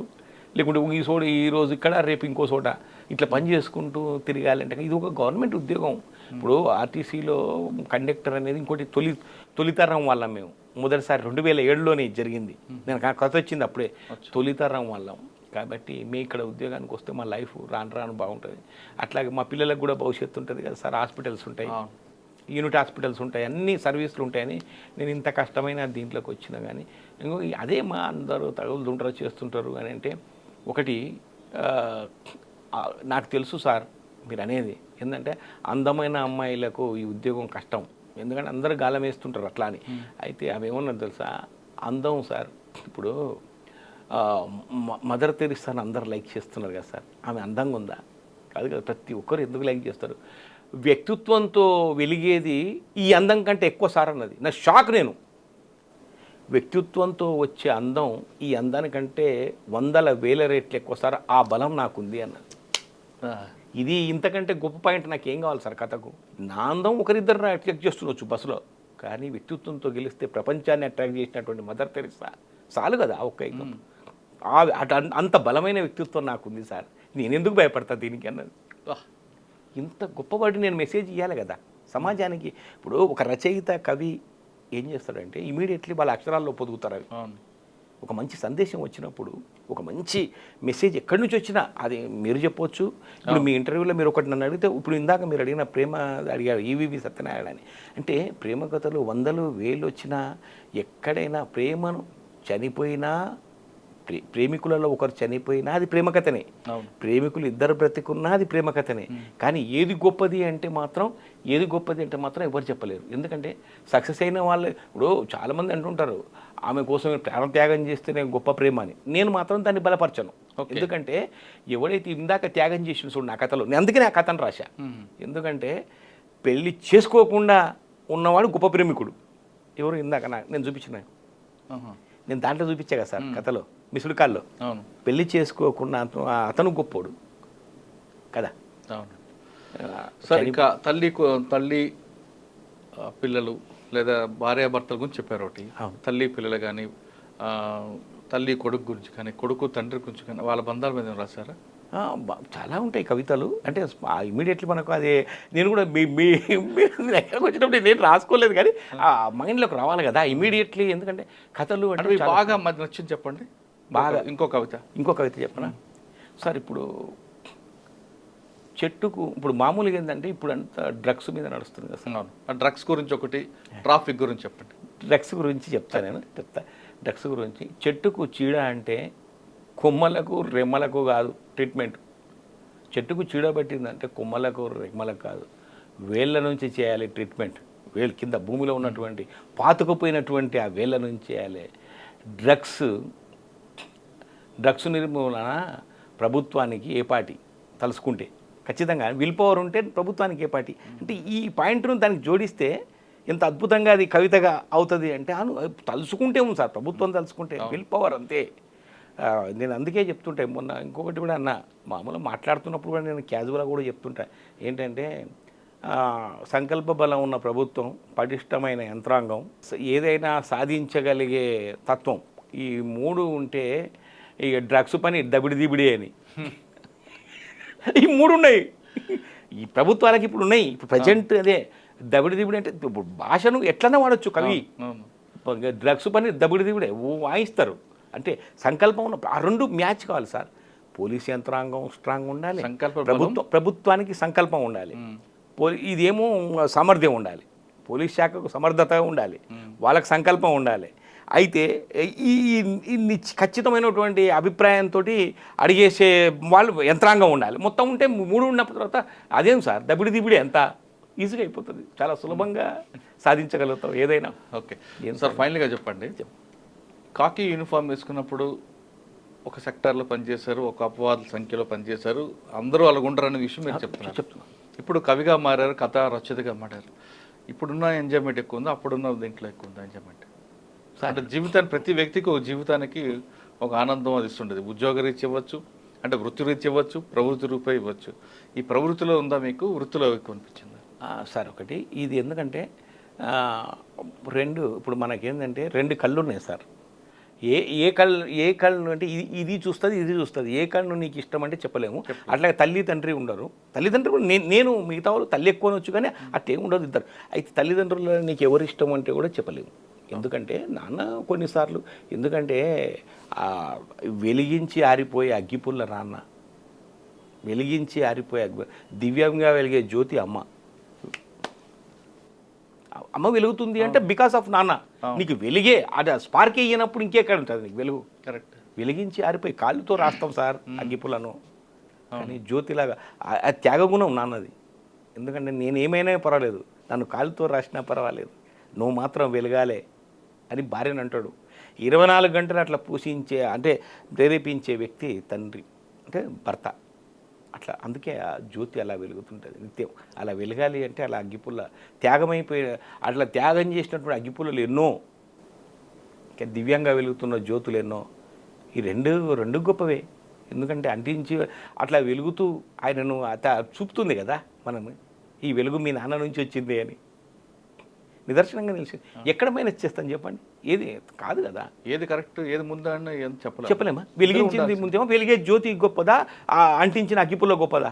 రెండు గొప్పవే. ఎస్. మీరు గుడ్డు ముందా కోడి ముందా అంటుంటారు కదా, కాదు. నేను ఎప్పుడు పాత సామెతలు కొట్టేయండి సార్. నేను ఇంకోటి అపుత్రస్య గతిర్నాస్తి అంటారు సార్. ఏదండి అపుత్రస్య గతిర్నాస్తి అంటే కొన్ని మనం ఆ పాత సామెతలను మనం వాడుతున్నాం, కానీ నేను రచయితగా నేను చెప్తున్నా. నాకు ఏమనిపిస్తుంది తెలుసా, ఇప్పుడు అది మాట అంటే మహిళలకు కించపరిచినట్టే. మాట్లాడదులండి అదే నేను అందుకనే, ఎందుకంటే కాదు కదా, కొన్ని ఏమంటే కొన్ని పాతబడ్డ సామెతలు మనం అంత పట్టించుకుని అవసరం, కొత్తగా మనం క్రియేట్ చేసుకుందాం. నేను ఏమంటే అంటే వాటి టచ్ చేయదు. మంచి సామెత చెప్పారు కదా ఇప్పుడు, నేను చెప్పాను కదా, నేను చెప్తున్నా కదా. మరొకసారి చెప్పండి ఆ సామెత. ఏ సార్ ఇది ఇప్పుడు అగ్గిపుల్ల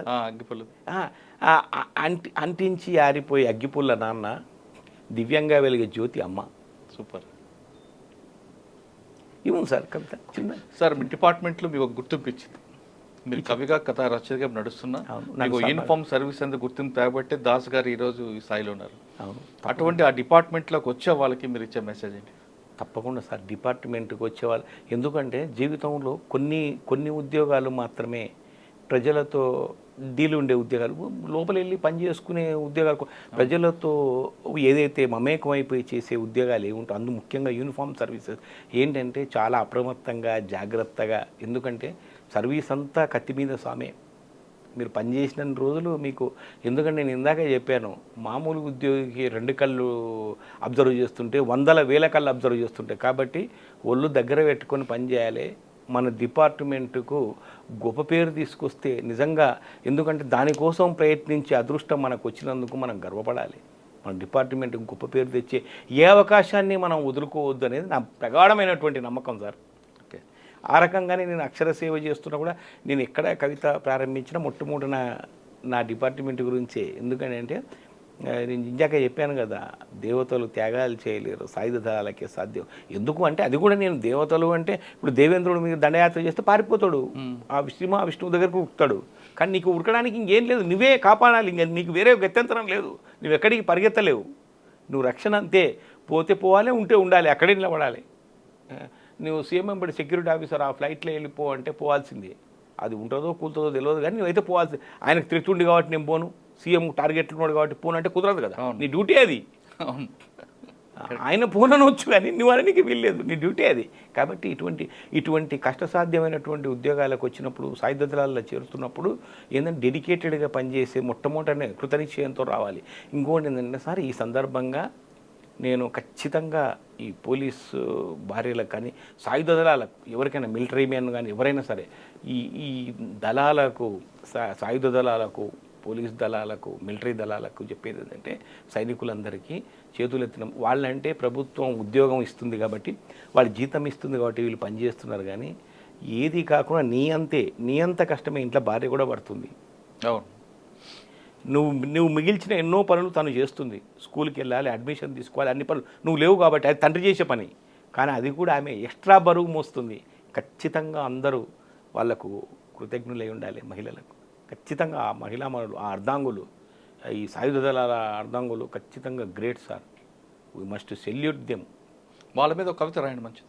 వాళ్ళ మీద నేను ఎందుకు పోలీస్ భార్య కథనే రాశాను సార్. అద్భుతమైనటువంటి కథ పోలీస్ భార్య. మీకు అది కాన్సెప్ట్ చెప్పడం కుదరదు అది మొత్తం, ఎందుకంటే అది కూడా చెప్తా. కాన్సెప్ట్ ఏంటంటే ఒక టైం ఉంది, చెప్పండి. ఒకటే నిమిషం ఏంటంటే భార్య అంటది, పోలీస్ ఉద్యోగి భార్య, ఎస్ఐ భార్య. ఆమె ఏమంటుంది తెలుసా, ఏమండి మీరు ఎప్పుడు ఉద్యోగం పరారవుతుంటారు, పక్కన ఇద్దరు ఫ్రెండ్స్, పక్కన లెక్చరర్ ఉంటాడు, గవర్నమెంట్ కాలేజీలో లెక్చరర్, ఈయన ఇద్దరు ఫ్రెండ్సే సాయంత్రం పూట మాట్లాడుకుంటుంటారు. అయితే ఎప్పుడు మీరు ఆయనేమో హాలిడేస్ వస్తే ఇంట్లో ఉంటాడు, నువ్వు ఎప్పుడు ఉండవు ఓకే, కానీ రేపు మాత్రం అల్లుడు బిడ్డ తొలిసారి వస్తున్నారు, మన కూతురు అల్లుడు వస్తున్నారు, రేపు ఒక్కరోజు పండగ, అది ఉగాది పండగ, మనం గుడికి వెళ్తున్నాం, గుడి దగ్గరికి రండి, మిగతా డ్యూటీలు మీరు మన వస్తువులు ఉంటాయి ఇంత చేసుకోండి అని చెప్తుంది భార్య ముందే. నేను అందుకే 3 రోజుల ముందు చెప్తున్నా అంటది, 3 డేస్ ముందు నీకు అర్జీ పెట్టుకోవాలి కదా ముందు. అవును. కాబట్టి ముందే మీరు పర్మిషన్ తీసుకోండి, మీరు కూడా పై వాళ్ళకి 5 అర్జీ పెట్టుకోవాలి కదా, నేను మీకు పెట్టుకుంటా, మీరు వాళ్ళకి పెట్టుకోవాలి, పర్మిషన్ తీసుకోండి, ఎందుకంటే మీరు లేకపోతే మీ బదులు చాలామంది సబ్ ఇన్స్పెక్టర్లు ఉంటారు మీ డ్యూటీ చేసేటోళ్ళు. అంటే సరేలే ఏముంది పండుగ రోజే కదా అంటాడు. ఓకే అని, కరెక్టే కదా, మాట తప్పరు కదా, ప్రామిస్ చేయండి అంటే చేస్తాడు. కానీ ప్రామిస్ మీరు లోడడం కష్టం ఉద్యోగంలో. తర్వాత చల్లగా సాగు కొబ్బరి వస్తుంది. ఈయన జ్యూరిడిక్షన్లోనే రాష్ట్రపతి గారు దేవాలయం విజిట్ పండుగ రోజు, శంకర్ దయాళ్ శర్మ అనుకోండి, ఆయన గుళ్ళు అంటే ఎక్కువ కదా, ఆ గుడికి వస్తే బందోబస్తు ఈయననే ఇన్ఛార్జ్. చెప్తాడు ఇంటికి, సారీ ఈరోజు పొద్దున మెసేజ్ వచ్చింది ఫ్లాగ్స్, మా ఏరియా మా ప్రిమేస్లోనే గుడికి వస్తున్నారు, భారత రాష్ట్రపతి వచ్చినప్పుడు ఎంతమంది ఉన్నా సరిపోరు పోలీస్ అధికారులు, ఎవ్వరికి లీవ్ ఇవ్వద్దని ఆర్డర్స్ వచ్చినాయి పైనుంచి.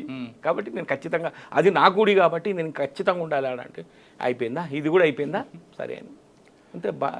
కూతురు అంటుంటుంది, ఏందమ్మా ఇంకా ఎందుకమ్మా, సరేలే నాన్న ఉద్యోగం మొదటి నుంచి కదా, కాదమ్మా ఒక్కరోజు పండుగ, నేనే దరిద్రం దాన్ని నిజంగా, పక్కన చూడు ఆయన ఎంత హాయిగా, ఇద్దరు హాయిగా పొద్దునే గుడికి వెళ్ళిర్రు, పిల్లలు అందరు కలిసి, భార్య పిల్లలు కలిసి మంచిగా కార్లో ఎంచక్క వెళ్ళి తిరిగి వచ్చిండ్రు. ఒక్క పూట గుడికి రమ్మంటే మనం షికారుకి వెళ్తున్నామా, సినిమాలకు వెళ్తున్నామా, టెంపుల్కి రానికి కూడా ఆయనకు టైం దొరుకుతలేదంటే, అమ్మ ఉద్యోగం అటువంటిది. సరే అని, సరేలే నీ ఏడుపు నీ వేడు అని మనం బోధం పదాన్ని అల్లుడిని కూతురును తీసుకొని టెంపుల్కి వెళ్తుందని. టెంపుల్కి వెళ్ళిన తర్వాత అక్కడ బందోబస్తుల భర్త, ఒక సన్నివేశం సార్, కళ్ళ నీళ్ళు తెప్పించే సన్నివేశం ఇది, నాకే బాధ అనిపించింది రాసేటప్పుడు. ఆ టెంపుల్ దగ్గరికి వెళ్తే అంత పెద్ద క్యూ, రాష్ట్రపతి వస్తున్నారంటే గుడికి వెళ్ళి లైన్గా క్యూలో పంపిస్తుంటారు. అమ్మ నాన్న అంటారు, అదే నాన్న ముందు లైన్లో ఉన్నాడు, ఆయన చెమటలు వచ్చింటే డ్రెస్ అంతా, ఎంత కష్టపడాలి సార్, మీరంతా సరదాగా వస్తున్నారు, అప్పుడు డాడీ బాగా కష్టపడి ఉంటాడు, చెమటలు కక్కుతుంటాడు బందోబస్తు చేయలేక. అప్పుడు అమ్మ మనందరం మనం రక్షించాలని కోరుకోవడానికి దేవుని దగ్గరికి వచ్చినాం, నాన్న దేవుణ్ణి రక్షిస్తున్నాడు, మనమేమో మన రక్షణ కోసం వచ్చినాం అడుక్కోనికే, దేవుడా నన్ను రక్షించని, నాన్న ఆ దేవుణ్ణి రక్షించనీకి పోయిండు, మనల్ని రక్షించే దేవుణ్ణి నాన్న రక్షిస్తున్నాడు. అమ్మ చూడు అక్కడ చూడు ఒకసారి అంటది, చెమటలు వస్తుంటే ఆయనకు, భార్య పిల్లలు చూస్తాడు, ఆనందపడతాడు. ఆ కళ్ళల్లో నీళ్ళు తెప్పించే సన్నివేశం సార్, అది హైలైట్. అది ఓకే, ఈ ఒక్క వర్డు మనం రక్షించమని పోతే దేవుని దగ్గరికి ఎందుకు వెళ్తారు సార్, మనం మమ్మల్ని రక్షించే స్వామి అంటే దేవుని కాపాడుతుంది. ఇప్పుడు ఆయన అక్కడ సెక్యూరిటీ అంటే ఆయనే కదా మరి, దేవుని ఇదే మా నాన్న ఉద్యోగం నువ్వు అంటుంటావు కదా, ఇంతకంటే అదృష్టం ఇంకేం కావాలమ్మా నీకు, ఇంకా లైఫ్లో ఎప్పుడన్నా తప్పు అయిపోయింది ఇంకెప్పుడు. సార్ మంచి కథ రాశారు కదా, నాదొక చిన్న కోరిక చెప్పండి. పోలీసు భార్యలు కుటుంబాల మీద, ఎస్ఐ కుటుంబంకి కానిస్టేబుల్ కుటుంబానికి మధ్యన ఆ వ్యత్యాసం, వాళ్ళ మధ్యన ఆర్థిక సంబంధాలు, ఆర్థికంగా నా భర్త సంపాదించలేదు, ఇటువంటి ఫాల్స్ ప్రెస్టేజ్కి వెళ్ళిపోయి వాళ్ళ అప్పులు ఇవ్వడం, ఇటువంటి ఒక సంఘటన జరుగుతుంటాయి.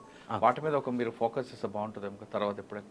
అంటే ఇంకొకటి అంటే ఇంకా సింపుల్గా చెప్పాలంటే, మీకు ఒకే పోలీస్ క్వార్టర్స్ ఉంటే బ్యాచ్మెంట్స్ ఉంటారు, ఒక బ్యాచ్మేట్కి ఫోకల్ పోస్ట్ ఉంటుంది, ఇంకో అదే బ్యాచ్మేట్కి నాన్ ఫోకల్ పోస్ట్ ఉంటుంది, ఇద్దరు పైన ఉంటారు. ఫోకల్ పోస్ట్లో ఉన్న ఆయనకి ఖచ్చితంగా బయట డబ్బులు వస్తుంటాయి, ఏదో రకంగా ఆయన ఇంట్లో టీవీ ఫ్రిడ్జ్ అంతా లగ్జరీగా ఉంటాడు. నాన్ ఫోకల్లో ఉన్న ఆఫీసర్కి జీతం తప్ప వేరేది రాదు.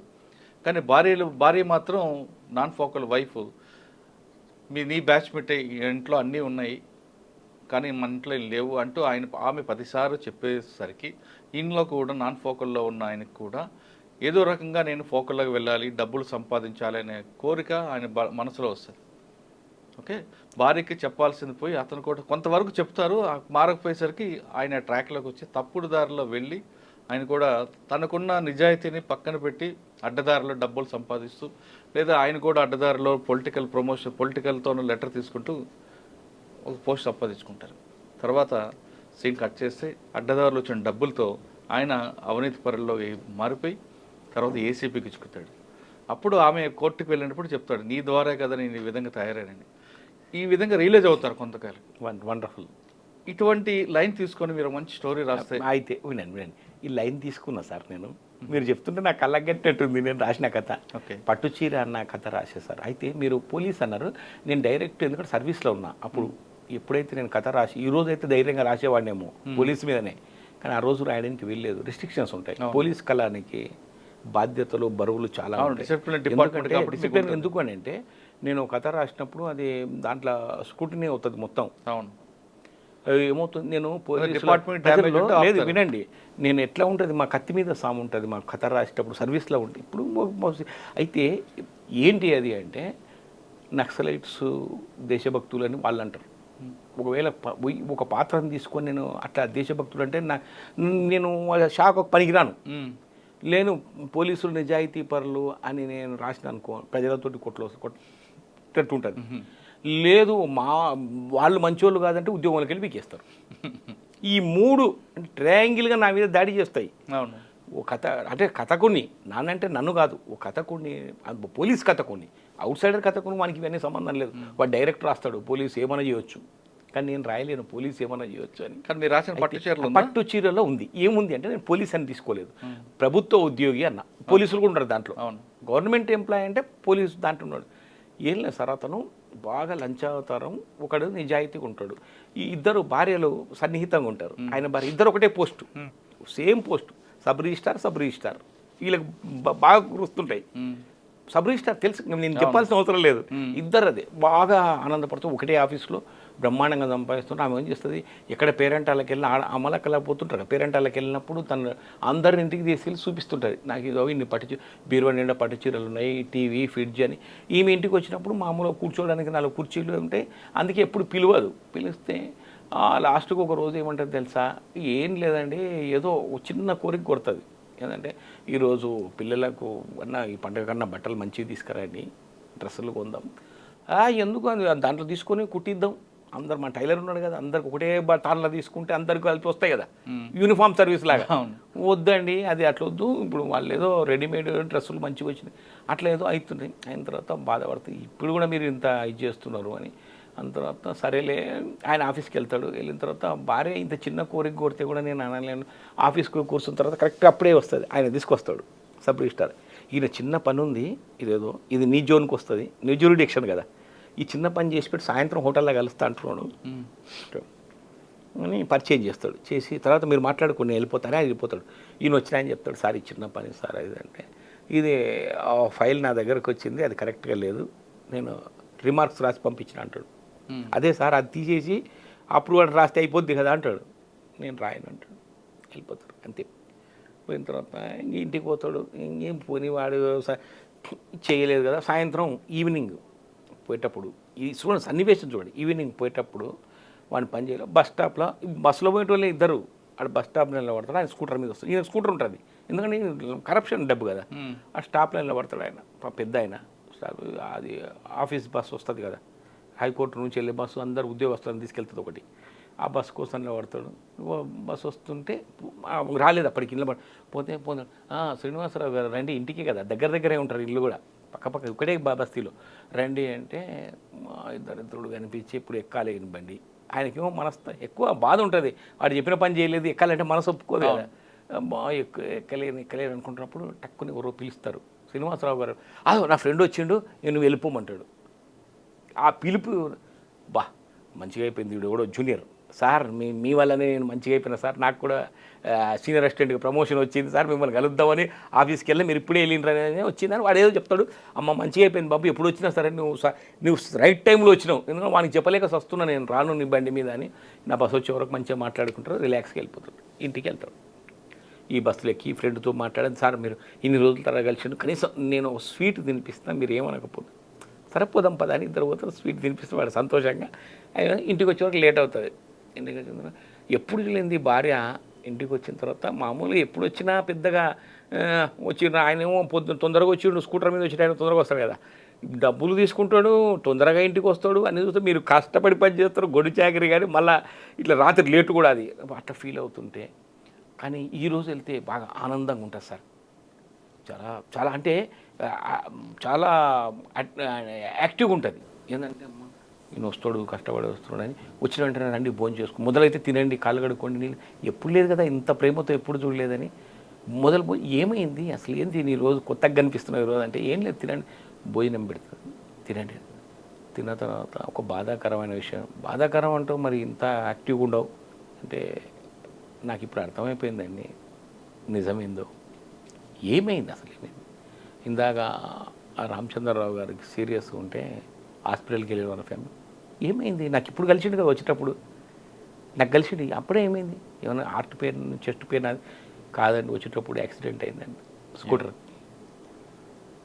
స్కూటర్కి యాక్సిడెంట్ అయింది వచ్చేటప్పుడు సీరియస్గా ఉన్నాడు అక్కడ.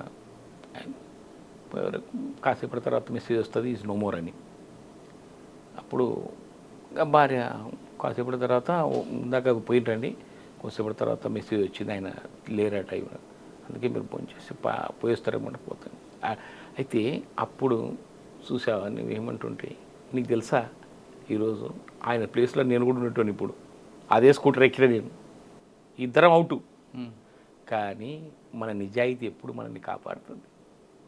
భగవంతుడు అనేవాడు పిలుస్తాడు చూడు అర్థం చేసుకో. ఎక్కిన స్కూటర్ దిగినా అంటే ఎంత పవర్ఫుల్. ఎప్పుడు రానోడు వచ్చిండు, ఎప్పుడు రానోడు పిలిచిండు, స్వీట్ తిని ఇప్పుడు నేను వస్తున్నా నువ్వు ఇంటికి వచ్చా నిజంగానే అండి. ఇప్పుడు నువ్వు అంటుంటే ఎప్పుడు పట్టు చీరలు ఉన్నాయి బీరువా నిండా అని, ఎన్ని పట్టు చీరలు ఉన్నా కట్టడానికి లైఫ్ ఏది అంటాడు. ఆమె కట్టడానికి లైఫ్ ఏది? అవును, భర్త చనిపోయాడు. భర్త చనిపోయి పట్టు చీర ఎట్లా కడతారు సార్? ఇంకా ఎన్ని పట్టు చీరలు ఉన్నా కట్టడానికి లైఫ్ ఉండాలి. ఆ కట్టడానికి లైఫ్ ఇచ్చేది దేవుడు. అది లేదు ఇది లేదని మనం ఎవరికి ఇచ్చేది వాళ్ళకి ఇస్తాడు. నన్ను ఎందుకు పిలిచాడు దేవుడు? ఎక్కడున్నాడు? పిలిపించాడు అంతే, వద్దు నువ్వు ఎక్కొద్దు అంతే, ఆ స్కూటర్ ఎక్కొద్దు యాక్సిడెంట్ అవుతుంది. ఇది బట్ ఇది మొత్తం దాంట్లో మొత్తం రాసిన స్క్రిప్ట్లో చాలా పెద్ద స్క్రిప్ట్. పోలీస్ డిపార్ట్మెంట్ రండి, వచ్చిన వాళ్ళు ప్రజలకు సేవ చేయాలంటే మాత్రం పోలీస్ డిపార్ట్మెంట్ రండి, కానీ డబ్బులు సంపాదన అయితే ఈ డిపార్ట్మెంట్ వద్దు అంటున్నారు దాస్ గారు.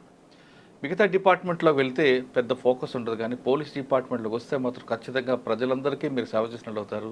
ముఖ్యంగా పేద ప్రజలకి కంటి ముందు దేవుడిగా కనిపిస్తారంటూ చెప్తున్నారు. ఇది దాస్ గారితో ఎక్సలెంట్ ఇంటర్వ్యూ. వచ్చేవారం మరో గెస్ట్ మళ్ళీ కలుద్దాం. అంతవరకు నమస్తే. Thank you sir. Thank you very much. నమస్తే అండి. సూపర్ అండి, సూపర్. చాలా సంతోషం అండి మిమ్మల్ని కలవడం, నాకు కూడా ఆనందం. లేదండి అసలు ఎంత అంటే పోలీసుల్లో కూడా ఇలా మోరల్ ఆఫీసర్స్ ఉన్నారని